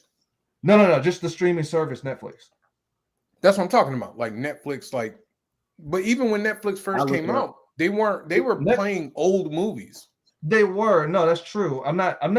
My point isn't necessarily to make the argument of specifically when it came out, so much as the streaming service existed around that year. They started streaming in that I'm speaking 2007. of. So, like, even though streaming services at that particular year didn't necessarily have a lot going for them, like you said, they played a lot of older movies, so on and so forth. The technology was there to begin encroaching into it. So it was just a matter of time after a point Right. where I you were agree going to with start you. seeing that shift. And I that's think we why agree with you on that. It was a matter of time, but you're making the point that, well, comedies were like, making big money, and I agree, comedies were making big money, but it was during a time where ticket sales were a lot, like the ticket sales were not as high as they are now. B, there weren't streaming services weren't buying original content at the level that they are now, and C, like they were most of those comedies weren't exactly like huge budgets. And like I said, there was the DVD sales that they had to go along with it. I bought Anchorman. Like, I got Anchorman. I got Talladega Nights. That's not even counting like stand-up shows. Can you imagine if Dave Chappelle didn't just make that deal with Netflix and he actually put it in theaters? You think people ain't gonna show up? Absolutely. Kevin Hart. Kevin Hart had a Kevin Hart's done well. Definitely. Bro, I would go to see Dave Chappelle wherever it was playing. I could care less where it is. Yeah, but that's what I mean when I say, like, we've democratized the ability for content to get out.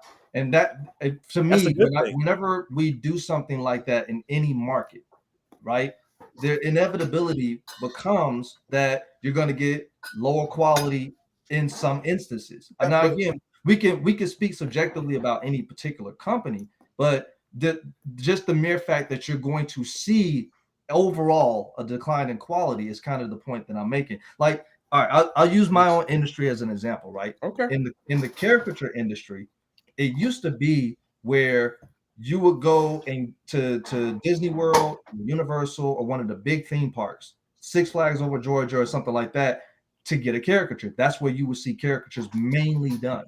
Over the last like 10 years or so, a lot of the industry has started shifting over into fairs, and now even more abundantly so, you're starting to see a lot of smaller guys pop up now, like myself, who can get into festivals and a lot of these smaller gigs. And so caricatures are starting to expand and encroach on different markets. This is allowing more caricature artists to come into the fold, but not get necessarily the training that a Universal Studio artist would get. Also, the companies that were running a lot of those big theme park locations don't really exist anymore for various reasons.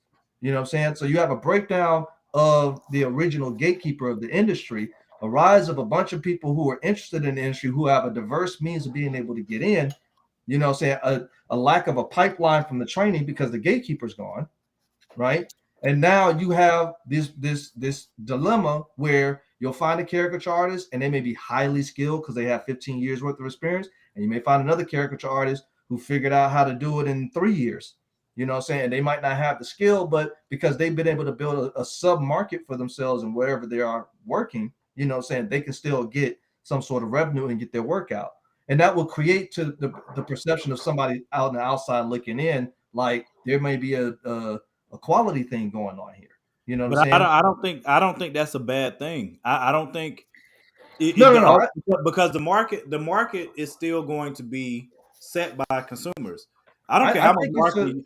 I think it's a great thing. In fact, this goes into my point about the comic industry right now, because I personally feel like the decline of the gatekeepers, Marvel and DC, and the rise of indie comics is a wonderful thing for the American comic industry, personally. So I would agree that it's a good thing, you know. So, and my point about like where movies currently are isn't to say that I did make the statement earlier, and I should retract that movies are dying, quote unquote. I don't mean that in the sense that we're gonna like see movies disappear from our purview of entertainment. I don't think that that's gonna happen at all.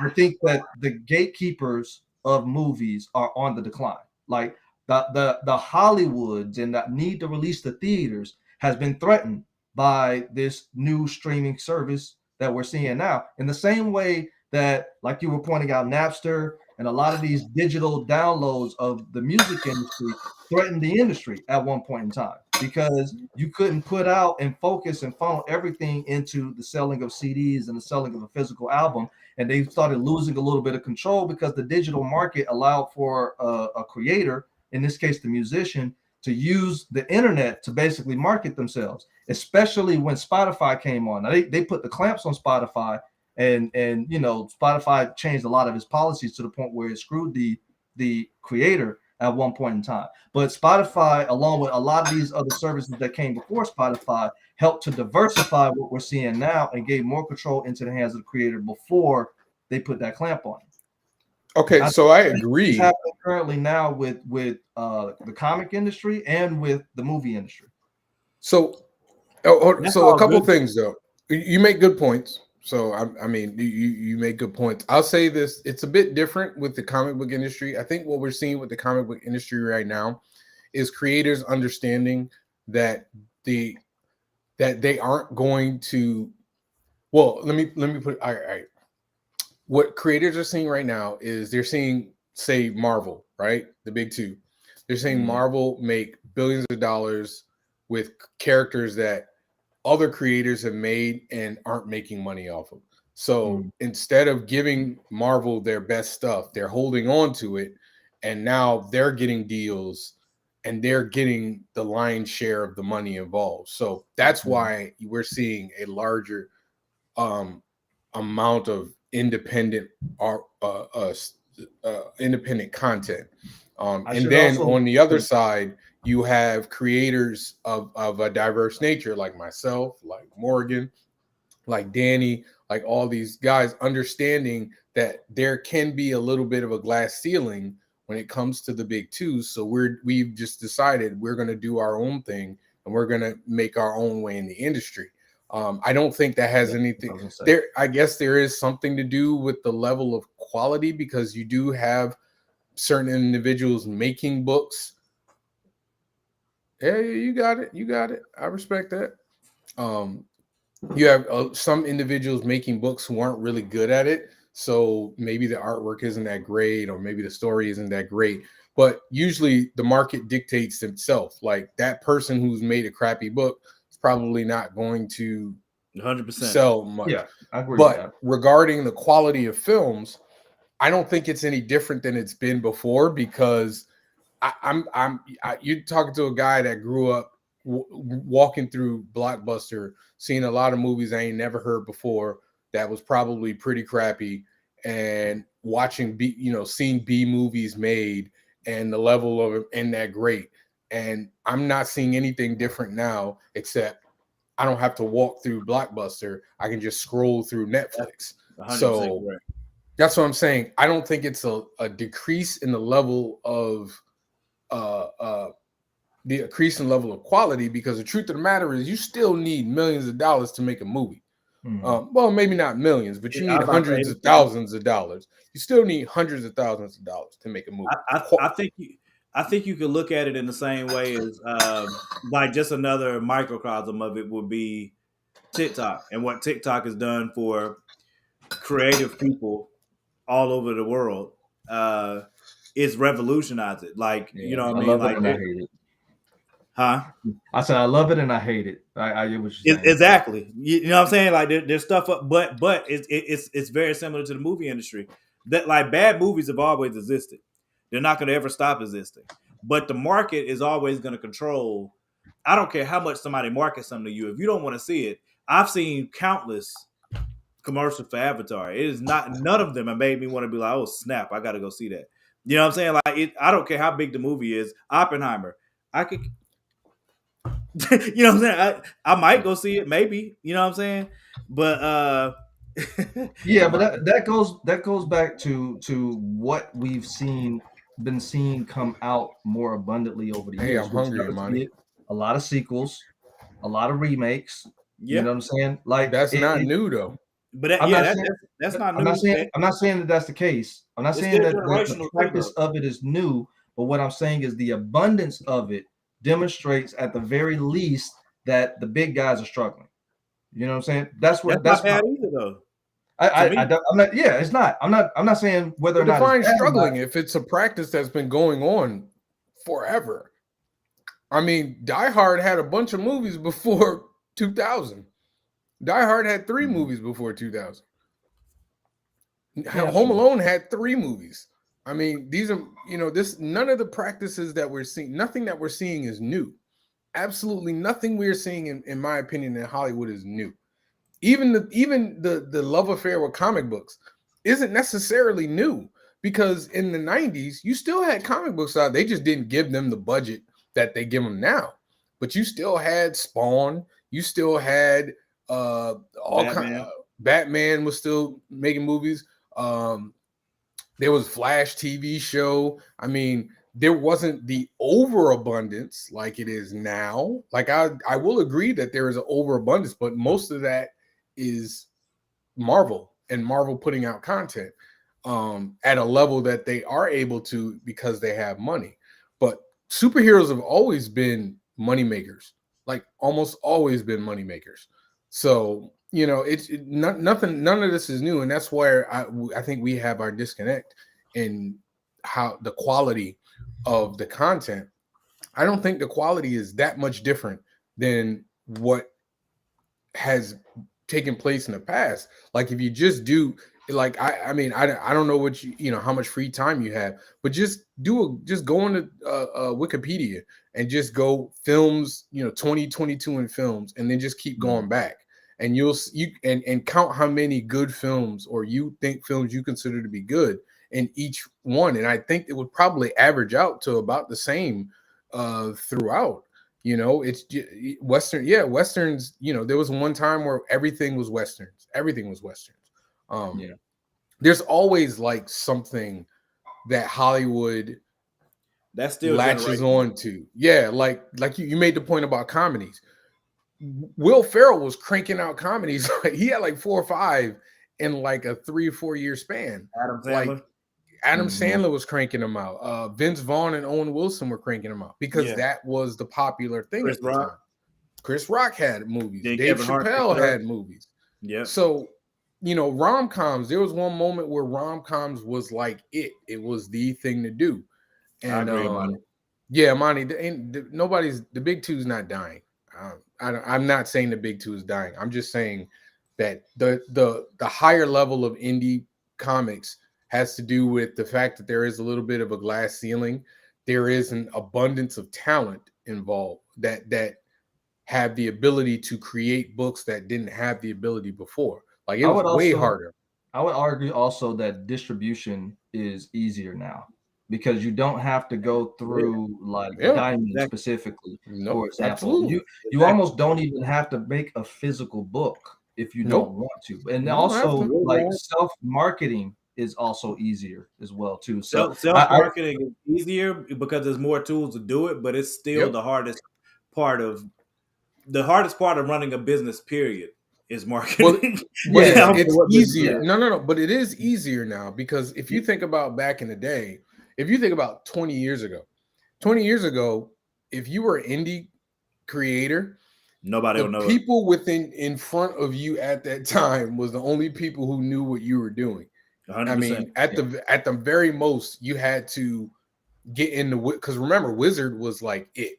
Wizard and was it Heroes Illustrated? Those are the 2 magazines.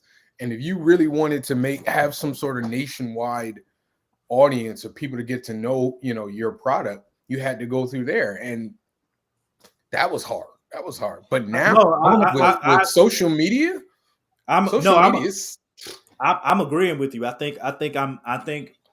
I agree with you. I'm just saying that what is the glass ceiling for indie? as a business period, the hardest part of running a business or having a business is the Is market. marketing. No, that I That is agree the with No, market. I that. agree I on agree that. with I that as agree. business Okay. as well too. I do want to piggyback on Jeremy's question. What is the glass ceiling for indie comic creators? For me, I Yeah. think the glass ceiling is it's kind of twofold. One, there is an overabundance of talent out there, people who want to get into comic books. So when I say glass ceiling, I mean it's really hard to get their attention, Hmm. right? Like it used to be a lot easier. At least I feel like it used to be a lot easier because if you really wanted to get in, in with Marvel, you kind of had to like know somebody, or you go to a Comic-Con with your samples and something like that. Hmm. But I do think there is a little bit of a glass ceiling because it's so many great artists out right now, so many great writers. It's very hard to get their attention because there are a lot of people trying to get their attention. Please do underestimate the direct market. It is possible to build a fan base without it. However, it still remains. I mean, of course, the direct market. If you want your books in stores, like plain and simple, you want your books in stores, and direct market is the only way to do it. There are no more. I mean, there 7-Eleven don't really sell comic books anymore. The newsstands, excuse me, don't really sell comics anymore. Direct market is if you want to grow to another level. That's why Diamond is still valuable. I didn't mean unfortunately. I Um, would say unfortunately, only in the I sense mean, that it's I would say so in the sense of because of the fact that there's been a decline in comic book stores in a lot of these places, and that doesn't mean that I think that I'm that not gonna say paradigm unfortunately because exists. I want them to pick up my book. I get you. I got you. I got you. I'm not putting I my got foot in you. my mouth. I got you. I got you. But but that's what I mean when I say even distribution has become more diversified because we have guys like Black Sands, for example, or we'll use Young Ripper as another one, for example, who created their own comics and distributed them without the need of Diamond and got a lot of traction and a lot of people gravitating towards their audience. I think Godhood is another one I put on that list. Tyler, Yep. There's a few guys that are out there. And I would say I would argue that there really isn't a glass ceiling for indie creators. It's just outside of the need for us to just create our own way. I think that the path for indie creators is probably more open now than it's ever been. yeah, And that's a good thing I agree. overall for the comic industry Mhm. because of twofold. One thing that I've given the Japanese market when it comes to anime and manga over the American market when it comes to comics that I think is a great failure on our part as the comic book industry in America here is they they use their anime to market their manga, no matter what. At the end of the day, whether they put out a season of the anime and then just say, go read the manga to finish the story, or they let you know that this is an animated adaptation of the manga, there's a direct marketing pathway between what's visualized on television, which is very easy to consume, and the actual books. And their books sell because of that marketing. And we don't really have that same pipeline. Even Marvel and DC have kind of destroyed that in the sense that when they created the MCU and the DCEU and these movie universes, they deliberately changed the way these stories were told so that they could tell them for that universe rather than creating that pipeline that anime and manga has. And I really feel like that kind of pigeonholed the industry into like this big two formula, which hasn't really been a good formula for bringing in new people into the fold. You know what I'm saying? It may have appealed to a lot of the older audiences, but a lot of the newer audiences and these up and coming audiences, they're going to manga like that. Like at the drop of the hat, they're going straight to manga. You know what I'm saying? I can my niece is 14, 15 years old, and she can name just as many manga and anime characters as she can regular comic characters. In fact, like some of the regular comic characters, the traditional Marvel and DC characters, she knows very little about in comparison to a lot of these anime characters. And a lot of her generation is kind of going into that direction. So I think what's happening in the indie market is allowing us a space to be able to kind of compete with that, which is more important than competing with the big two. I would argue that the big two aren't going anywhere anytime soon, but they're definitely going to become less relevant over time because all they really have is the movie scene to be able to really sell their books now. They don't really have as much of an avenue, and they're not really doing anything to market themselves to appeal to younger audiences outside of the movies to be able to really sell these books. Yeah, but the movies are. I mean, I can't think of a more powerful marketing tool Oh, than I would agree movies. with that. It's just that the way I that they wouldn't say use that they it doesn't destroyed them, encourage them. but I wouldn't say that they destroyed themselves in changing the story, because you have to understand, like, the anime and the manga, it's still animation, right? Like, it's way easier to translate something from page to animation than it is from page to real life. Nah, man. For the life of Because me, to piggyback on that real quick, I never understood why DC fell back from that because they dominated that market. what, animation? Oh my God, yes. DC animation, when it came to Well, American that's comics money being though. translated That's a over money was thing. That's a money thing. yeah. But I do think that I think I don't really read anime, so I can't speak to why people like it. I mean, it's just comics to me. I know my daughters read it and they love it. I think anime appeals to, at least in my opinion, I think anime appeals to people who want to read comics but don't want to read about superheroes, right? That's one. That's one. But the other reason why is because it's easier to pick up a manga story or an anime and watch it from beginning to end and know what's going on than it is to get into comics because comics constantly That's rebuild, rehash. Dude, And then that's they such a bridge set. in all That's these. not, no, man. I hate when people say that, Yeah, because can I tell you it's why I hate people when people sure. say that? Is because when I grew up in comic books, and I'm dating myself, but whatever. When I was growing up, like, you would literally pick up Spider-Man number 215 and you wouldn't know what was going on, but you kept reading and you figure it out. I Like understand, but like that's if not this generation. And Well, the but new generation that's is not a comic. That's not a comic. That's not like a American comic books problem. That's the generation of there's a generation of, once again, we talked about it before. I want this and I want it now, right? Like, anime number. The other thing about anime is most animes I've heard about have a specific beginning, middle, and end. Like, the right, story finishes. You can take all these books and read these books and be done with it. right. But comic books continue, Marvel and DC, they continue. They go. Specifically, but here's the thing: specifically, Marvel and DC do that because other comics do have a beginning to end, but they don't sell as much as anime and manga do. Image, if you read an Image book, if you read a Dark Horse book, most of those stories are beginning to end just like manga and anime are, but don't sell as much as manga and anime do. But it's a different And culture, but though. It's a different culture, though. but Like, it's over but there that is a culture's different here in culture. America though. Like more Also, young more people Americans there. read manga than they do comics. That's a fact. But manga is comic books. I don't disagree. I don't disagree with that, but there is It's a a different style, though, major right? difference in how What'd you those say? stories are told.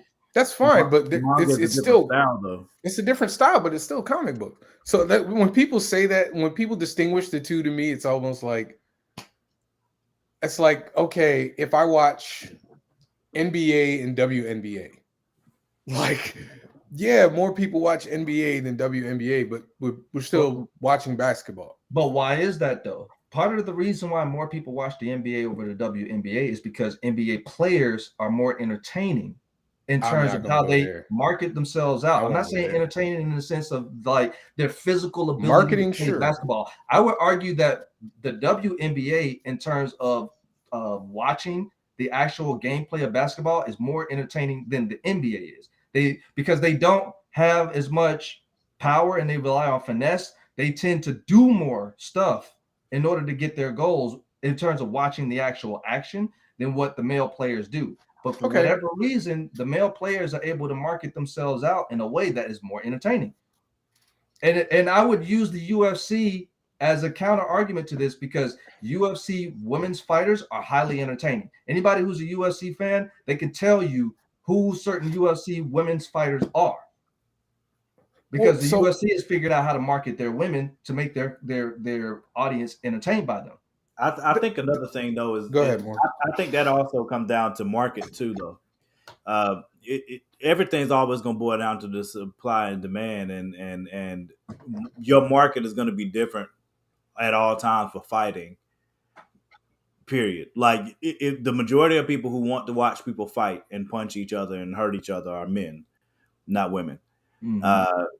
Even if women are watching fighting, I don't see many women that are clamoring to go see, like when Layla Ali was dominating, you know what I'm saying, boxing. I don't know many women that were gonna go clamor to go watch Layla Ali fight somebody. But a lot of men did, and why There were are a a lot lot of of men men like going it. to watch those fights and not go into a WNBA game? But remember, your market. That's what I'm saying. Your market is still primarily men.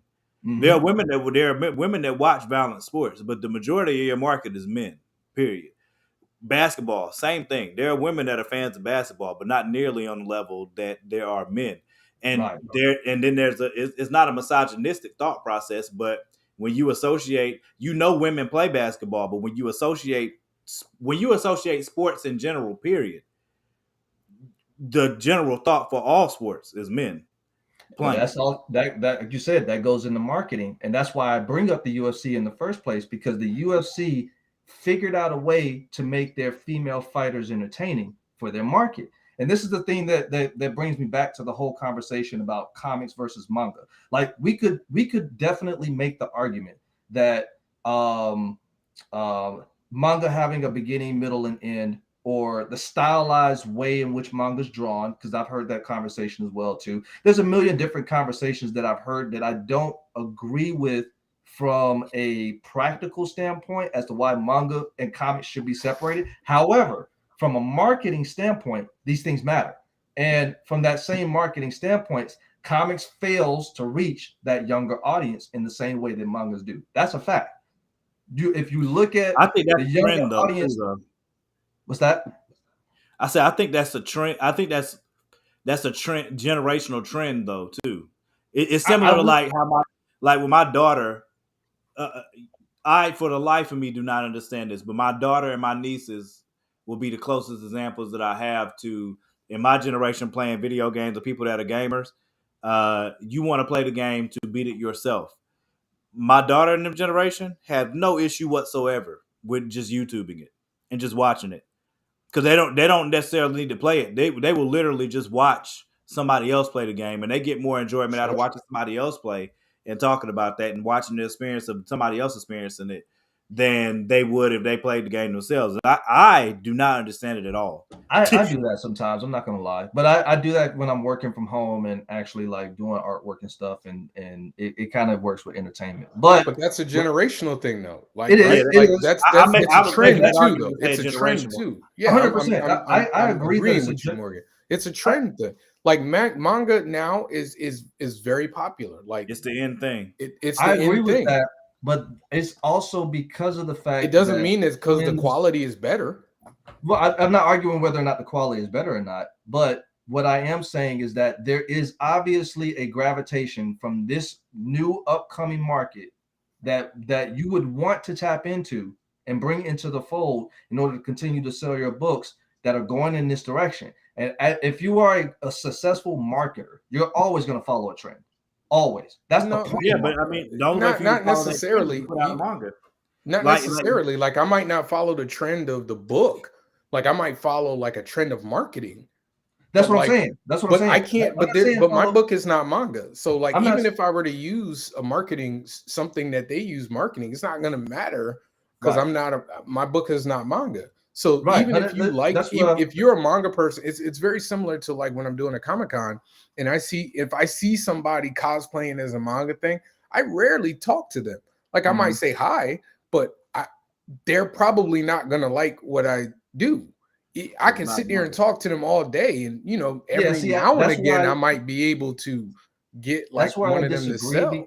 That's where I disagree, and the reason why I disagree goes back to what I was saying when I say it. To me personally, there's not a major difference between what manga does and what independent comics do. The only difference is marketing. But in terms of the actual quality of, I'm not, when I say that, I don't mean that the younger audience believes that the quality of comics is lower. I personally think the artwork of comics is higher than the artwork quality of manga comics. That's just my personal opinion. But But when you you say know what I'm saying? marketing, what do you mean though? Like I'm kind of confused, like because I don't see much marketing for manga. The things that Do need to you, be Morgan? done in order to capture the audience is what I mean. For example, like I said before, when it comes to like the anime to manga pipeline, that's an effective marketing machine to get the people who watch anime to start reading manga. Like most people are going to come in, like you said, finding some YouTube clip or watching it on the internet somehow. You know what I'm saying? So anime is very easily accessible just in its own abundance. The fact that they create the pipeline in the way that they do, where this is directly based off the source material, which is a manga, and that you can either read the manga to catch up, read the manga to get ahead, or just in general, there's some animes out there that just cut themselves off and say, if you want to know the rest of the story, read the manga. Like these may be annoying things on the surface, but they're effective strategies at getting people interested in going into the manga universe. I don't think that there's a lot of manga that competes with American comics when you're talking about art quality. Like I really genuinely believe that when it comes to art quality, there are more American comics, even on the independent side, that are that are much better like created than manga stuff. Manga stuff is supposed to be like quick, almost like newspaper, grabby work. Like they're dropping a lot of these mangas in like a week. It's not really a lot of art time and quality that they could spend to make the work look really good and produce it in that amount of time. But it's the abundance of which it's created and the ability to create that pipeline between manga and anime. Like once a studio picks up the manga and turns it into an anime, you're good. But you see You the know what I'm difference saying? in what you're talking about, right? Because you just said that this is what indie comics should be doing. And Something like and it. okay, but you're talking about comic books that are already created under like existing companies. They're not indie. Like Mhm. most animes aren't indie. They're like an actual comic book company with money behind them. Whereas indie, like myself, like Morgan, like Danny, we are our financial backers for the most part. If not us, Kickstarter. And so there is no there is no comic to animation pipeline because we don't have the financial backing behind us. That's why I asked you the question about marketing. So like that marketing, hey, look, Morgan, I'm sure you'd be happy to have Lumberjack go from a comic book to a cartoon. I would love to have Heat go from a comic book to a cartoon, but it's never going to work for us in that manner. Now, God willing, if we get lucky enough to get a cartoon to end up like an Invincible. But when you look at what happened with Invincible, people watched Invincible. A lot of people watched Invincible and went back to watch the comic books. Read the book. So I mean, so I'm not saying that that's not a reasonable pipeline.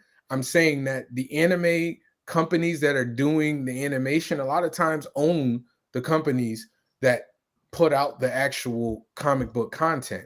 So I don't disagree with. Mhm. what's working for anime and manga isn't going to work in the US. Like it's I just not don't going to work. I agree with you that the industries are currently different. I don't agree with you that they can't work. In fact, I think that the opportunity How do for they that, work though? I think the opportunity for it to start working in that direction But is opening up because of streaming services.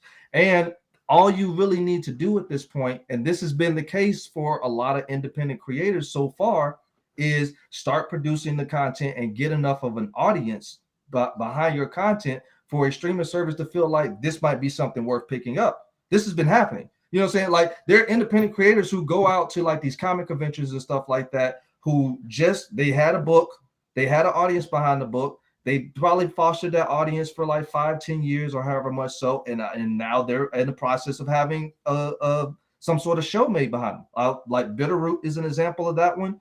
I got to find that list of different comics that are coming out that are getting their TV show. And But I'm not saying that that's not happening. I'm saying Demon go ahead, Slayer. Morgan. I wasn't trying to interrupt you. I was just naming some other ones. But I'm saying the yeah, percentage, yeah, the yeah. amount of people, the amount of indie creators who are who are getting deals to do these cartoons or movies or whatever, it's really small, dude. Sure, Compared but to the it's amount of indie creators that are actually out there. sure, but I would argue it's more than it was 10 years ago or 20 Well, years ago. once again, that's because the popularity of comic books is significantly different than what it was 10, 20 years ago. Like But it's we were also just talking. because we're getting these new pieces of technology to be able to get ourselves out there more and sell and market more. I mean, But you can market all the live long day, but like you said, 10, 15 years, I might get a cartoon. I think you're yeah, but that's simplifying. what's I think you're happening. simplifying it But to a that's what's degree. happening in the manga industry. Like a lot of these manga But I just industry. explained to you how the manga industry works. Right. Yeah, I heard your explanation. But what I'm saying to you is that's the case for some manga. That's not the case for all manga. There are manga that get transformed into an anime like years later. You know what I'm saying? You're Okay. right. There are manga out there that, immediately has the pipeline and goes straight to it. But a lot of manga actually exists within years before the anime actually comes out. Okay. It's more common actually for a manga to be on the shelf several years before the anime is actually made than it is that you get that pipeline. You really get that pipeline with like the biggest anime show. Like One Piece is a major production, for example. Dragon Ball Z is a major production. What's some other one? Like My Hero Academia right now is a major production. You know what I'm saying? Like, so just naming some stuff that's like really popular at the moment. Those are the ones that have like this continuous pipeline where the manga and the anime are probably like 3 months apart from each other, right? But if you look up like what's the name of this show? I'm not even going to try to translate the Japanese further, but it's called Jobless Incarnation. That's based off of a light novel that's been out years before that anime came out. Sword Art Online is another anime that the light novel was out years before the anime. And note that I said light novel, right? They had that's what I mean when I say the potential for the platform of us being able to do something similar is there. Is it small? You're absolutely right. It is 100%. It's a very small niche market. But the fact that we're starting to see more independent creators actually get their projects picked up by a lot of these streaming services is a wonderful thing for the independent market. Wonderful thing. I agree with you. I just think it's a bit of a simplistic way of looking at it. Like I'm not disagreeing with you. It is a wonderful thing to see guys like the Bitterroot guys, Tyler and his the antagonist. It is great, but you're talking about a very small percentage, whereas anime is a lot larger because the culture is different over there than it is here. You know what I'm saying? Like it's just it's a different culture over there, especially when it comes to cartoons, because a lot of times, even in America, cartoons are looked at as childish, as kiddie. That's not what's happening over there with anime. Yeah, I that's another reason why I have problems with DC kind of falling back from their cartoon narrative because they were in a lot of ways showing with their animated series that this isn't just for kids. You know what I'm saying? There's a lot of us who were watching it who got into our young adult years and so on, and we're still willing to watch it. And that is actually still true for a lot of other animation projects that are coming out now. Now, I'm not saying that to disagree with you that the culture is different. The culture is 100% different. You know what I'm saying? There is more of an acceptance in Japan of watching cartoons as an adult. That's a fact. That is very true. You know what I'm saying? What I think what I think makes what I'm saying sound simple is not so much the fact that what I'm describing is simple. I don't think that what I'm describing is or should be taken as being simple in terms of execution. It's not going to be easy to create an industry basically that models what they're doing in Japan, but the possibility for that is definitely much higher. And some things, regardless of if they're simple in terms of how to make it happen or not, like that's not always a bad thing. It's not necessarily a bad thing that it's simple to be able to do it in the sense of this is all we need to do. We know Good, that Rob. there's a working model out there. Why not create another adaptation of that model if we want to improve on the industry? You know what I'm saying? I think that independent creators would benefit tremendously from having this thought process. Yeah, that doesn't mean that that's going to resolve these other pitfalls, like having the financial backing, for example, to be able to get your project from a book to a TV. That's a huge problem to solve. But we know it's a problem now. You know what I'm saying? It's not like 10, 15 years ago where a lot of these big guys just were not able to figure out why their comics were not selling as much as manga and anime. Why is a lot of our younger audiences gravitating towards manga and anime rather than gravitating toward comics? The answer to that is actually a simple answer. It's because the abundance and ease of being able to get your hands on an anime or a manga is tremendously higher than the ease of being able to get into the comic industry. That's a fact. That's not true, though. Okay, I'm just gonna agree to disagree. It's not really true. It's a different culture. Like, But that number one, culture's it's a here in different America, culture, though. and, Like, number two, it's a trend. I Right now, understand. it's the trend, though. But I would definitely disagree at this point with Okay. so many younger audiences buying into manga that it's a trend. I would argue that it's a trend in 2010. That's a reasonable argument. But now an entire generation is more fixated on manga than comics. An entire generation. Like that's their normal. Sales Their would normal is the manga sales and anime. It's sales not of American comics comics. sales of comics in America would disagree with you. Like, you could Google it, that the sales of comic books have literally grown.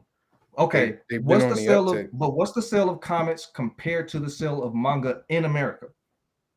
Again, though, like, it's if one of them is, if one is a trend that is more popular now, it's going to sell more now. That the point you're saying that there's a generation, and I'm telling you, there's a trend amongst that generation, and you're Okay, but saying you're trying to tell me that, well, if we copy them, we will be that successful. And I'm trying to tell you, there's a reason why they the art level, the art level for American comics is vastly better than what you see for a lot of anime. Is I agree because with the that. expectation for American comics are to have a higher level of art than anime, because the anime style is simplistic in and of itself. Not that there aren't anime artists that aren't amazing. There are obviously anime artists that are amazing, but if you look at the majority of the anime art that's out there, it's pretty simplistic. Whereas for America, they're looking for guys to be overly detailed,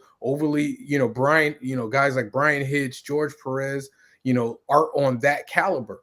They're not Yeah, looking but for that caliber, you dude. understand that the infrastructure for the same pipeline is already in But you place keep here in talking America. about a pipeline that is unrealistic. But It it's is already happening. It's literally already happening. The Boys is an example of this. The Invincible Boys an is example of this. fronted by WB. DC This Comics they were a DC Comics Invincible is still an creation. example. The Walking Dead is still an example. Invincible has the backing of a guy who had a hit show already behind it, getting it there, dude. Okay, but again, the You're using argument like for the 5 same examples. argument that you're making in Japan for they already have the infrastructure is The there. What I'm saying is amount of anime to comic books is so far greater than it is that comics to I understand in that. America. I understand that. That still doesn't mean that we cannot still go in that direction.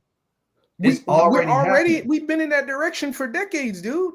We've been in that direction for decades. How many Spider-Man cartoons had there been? How many Okay, Avengers but cartoons had there been? by one company, right? 2 But so companies. Marvel and DC, There was a those are Savage 2 Dragon companies. cartoon. There was a Spawn cartoon. Like you said, there's an Invincible cartoon. We've been this pipeline that you keep talking about. This pipeline has been existing in America for a long time. Even the movies, I know you want to say that there's different, but the movies are a pipeline too. The movies have been here forever. What I'm trying to, I can't speak for Morgan, what I'm trying to get you to understand is that yes, there is a generation that likes manga now, and that's because it's a trend right now, and they like it. they like it. It is what it It's is. a- Like it's mumble a rap. that generation. But when does There's when a does whole something generation become, okay? of When does kids who something like move from, mumble rap. my question to you is, when does something move from a trend to a norm? When But does that happen? I don't know. Yeah, I don't. I think I would use, instead of calling it a trend, maybe It's just saying another genre. They're still reading comic it's books. generational, just the same as what I was saying earlier about trying to market like westerns. There are good westerns being put out in our generation, but the generations before us grew up on westerns. You know what I mean? So Right.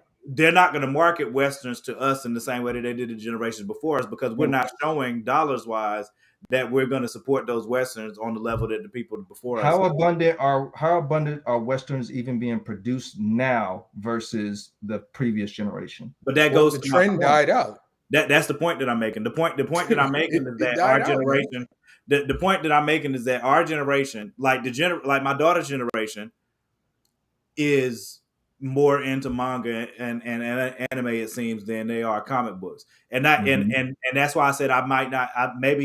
I'd not use the word trend. It's just a generational preference. You know what I'm saying? So the market and who's selling, because again, the market is always going to be set by the consumers and what they're buying. So That's true. generationally speaking, you're not going to sell anime and manga to our generation, because the anime and manga, there are people in our generation that are getting into anime and manga, but it's not to the scale that it is my daughter in their generation. Like And my boy Danny's tried to get me into Naruto. I grew up watching Dragon Ball, but I had no idea it was anime. I just watched it because it was a cartoon and I liked it. You know what I mean? Yeah.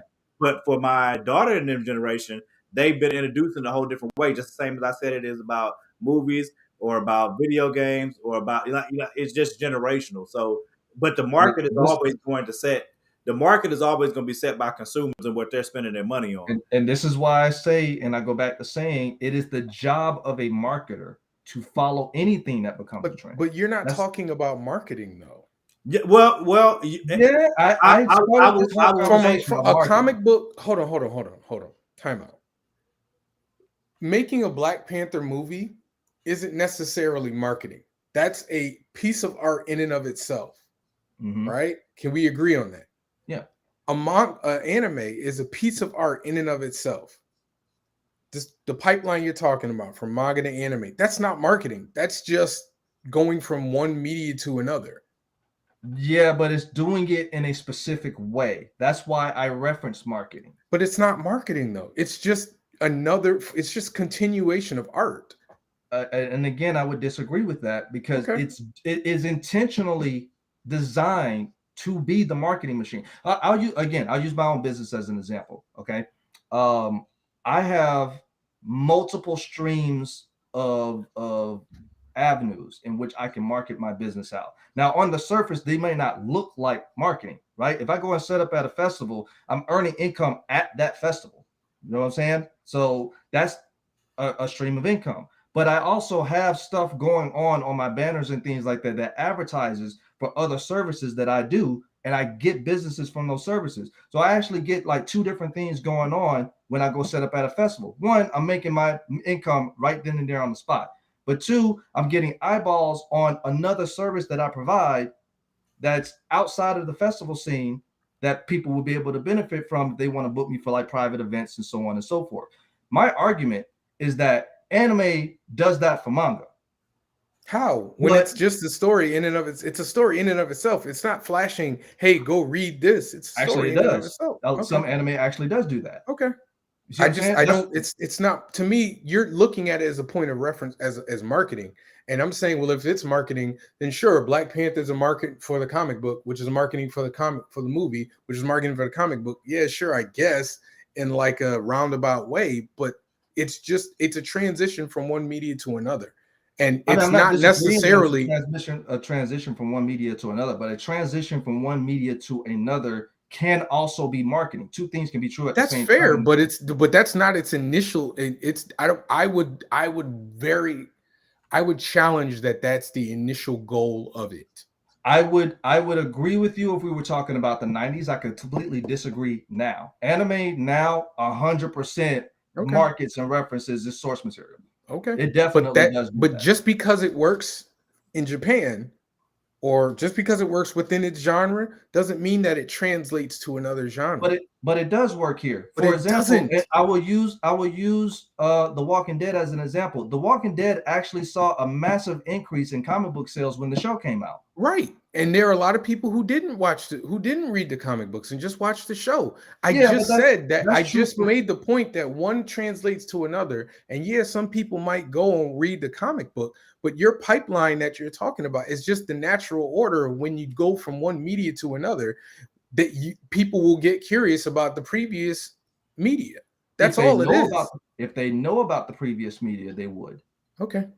If they know about it, they would. Now, if they I have no earthly idea that this media translate, I still meet people who don't know that The Walking Dead was based off of a comic. I still meet and people that's who don't. fine. But and I can tell you there are animes that I've seen, and I'd be like, oh, it was a comic book. Oh, okay. I mean, that's part and parcel of what happens. The point I'm Sure, trying to make is that what they're doing is no different than what has been happening for decades now. It's been happening for decades. The my first argument Superman isn't movie, that it hasn't the been first happening for Batman decades. movie. My argument is that they're more effective at it. And we have an Again, it's a different opportunity to culture, though. increase our effectiveness as independent creators and being able to market ourselves out. That's my argument. My argument But is independent creators aren't going to happen. have that pipeline because independent it is, and that's the point I was trying to make, is that it's such a small percentage of independent creators that get to jump from one media to another.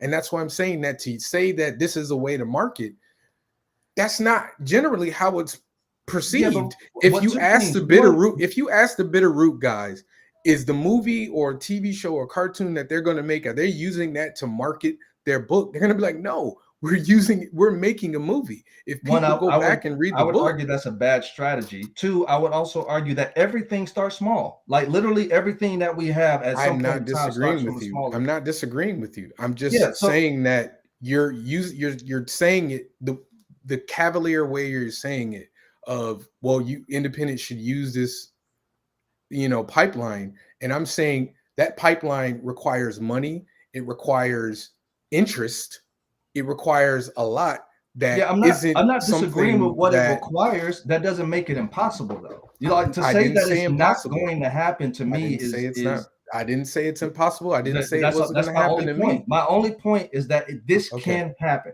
I'm not Yep, saying you're that, absolutely right. It can happen. and that's what I'm saying. We just need to go in that direction as independent creators. I think that You is a keep very saying strong. that like we're not. All of us aren't trying to do that. That okay? That's fine if I- all of us, everybody we're going to isn't agree to trying to do this. disagree. That's cool. That's cool. We can agree to disagree. I appreciate it. I we- appreciate it. I mean, I think it's a good conversation to have. I think to discuss that specific topic, we should just get a panel with the blessing is that we know creators that are in this exact process, that have comic books, that have TV shows coming out, or some other type of deal that they're attached to. You know what I'm saying? Tyler was supposed to be on tonight. He had something come up. We can get Tyler on. Pretty sure I can get David Crounce in here. That's two people with shows. I might be able to get Sebastian too. Sebastian, all three are busy, of course, but I've been on panel with Sebastian before. Look up to him as, big bro, especially as a marketing master. So if it's a conversation people are interested in, I think do it. I would be interested in at the very least putting forth like some questions that I would have for these guys about like what their thoughts are on the marketing strategy and just moving forward how independent guys can really get out there. I would love to at least watch that conversation. I don't even have to participate. You know what I'm saying? Yeah, no. Like, it's an interesting. We've had that conversation before. In more than one. I know me and Tyler. Tyler's had it with David for sure. I can't remember where they were streaming, but him and David have had that conversation. Tyler did classes on it. Sebastian's done classes on it. It's out there. There are guys on YouTube who have this conversation as well too, and made whole channels on it. I could point out like Rippa has talked about this. The Nerdist has talked about this as well too. There's quite a few guys. It's a massive conversation. Like a lot of my talking points are not just based off of my own opinion when it comes to that. There are guys who have their own different opinions of how things can change in the comic industry in America. But there are some guys who also speak on these talking points that I brought to the table as well too. Yeah, I Yeah. mean, I'm not. I don't want you to feel like I'm like trying to discredit your opinion on it or anything No, like I don't. that. I don't feel like I that just at don't all. want You you to made feel some like, really good points. yeah, I'm looking at it from my perspective. I'm looking at it from talking to, like Morgan said, talking to other guys, and like considering it to be a marketing thing where I would honestly say that every independent person would love for their work to be translated into another medium. Like, I can't think of anyone that would be like, nah, I'm good. But I think the perspective of looking at it in a marketing sort of way, I mean, it ends, in my opinion, it does end up becoming a marketing thing, but it's not necessarily like like to me, marketing is, my goal is to put the information out there that this thing is being made, or that this thing is out, or that this thing exists.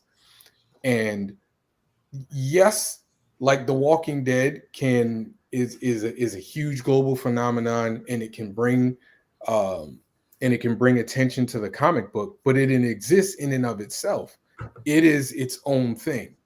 Now they can have a symbiotic relationship, the comic book and the TV show, but I don't think Robert Kirkman is looking at either to be a marketing tool. They are one concept and one brand of itself. But this was a good conversation. I got to dip soon. Yeah, Oh like I said, man, we could. It's definitely something I can hit Tyler up about. See if we can get David to Sebastian and just chop it up. I mean, it'll be. I think they might be down for next week. Yeah, I'll see. We could check in with them and see what their schedules look like. Like I said, Tyler was supposed to be on here tonight, but he had something come up. So, and I'll make sure. I think There we you go. already. Yeah. I think you already all right. subscribed, Eddie. So yeah, I'm just closing this out. I think you already subscribed, Eddie, on YouTube. If not, just make sure you do that. But and you can hit me up in the inbox too.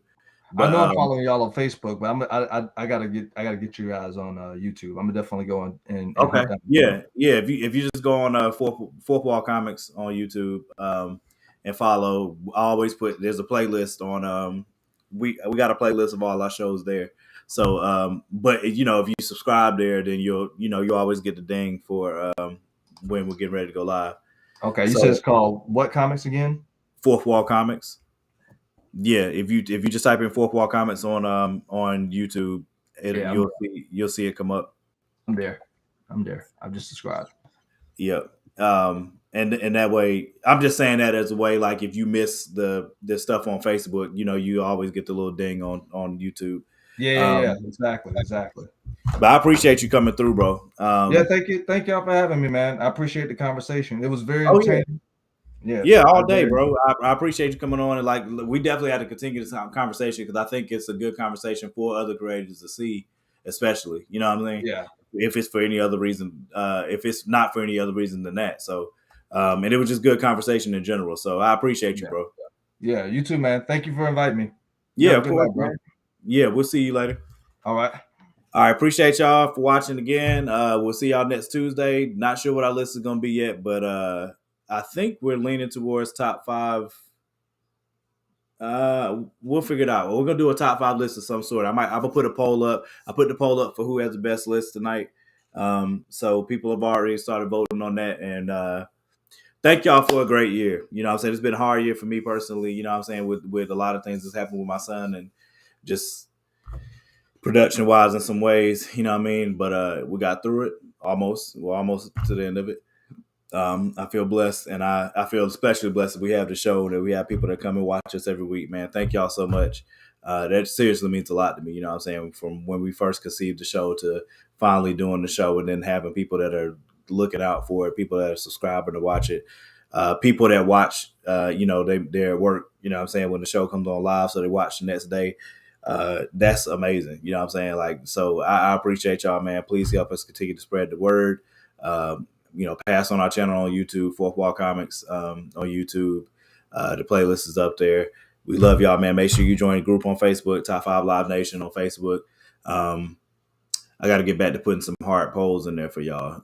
Some stuff that's going to break some people's brains. But I appreciate y'all, man. I cannot tell you how much I appreciate y'all to watch every week. Thank you so much. Hopefully I can figure out some type of strategy to help us grow this more, since we're talking about marketing. There's some things that I know that we can do that I just, haven't put in my mind to doing yet, or haven't felt like I had time enough to do it yet, but I'm going to do it. I'm going to get there. I believe the show can get big, and I thank you guys for being a part of, getting in on the ground floor of where we're going. So we love y'all, man. Thank you so much. Thank you for the thoughts and prayers for my son and everything, man. He's doing well. Hopefully he'll be home for Christmas. So we thank y'all, man. We love y'all. And I'll see y'all next Tuesday.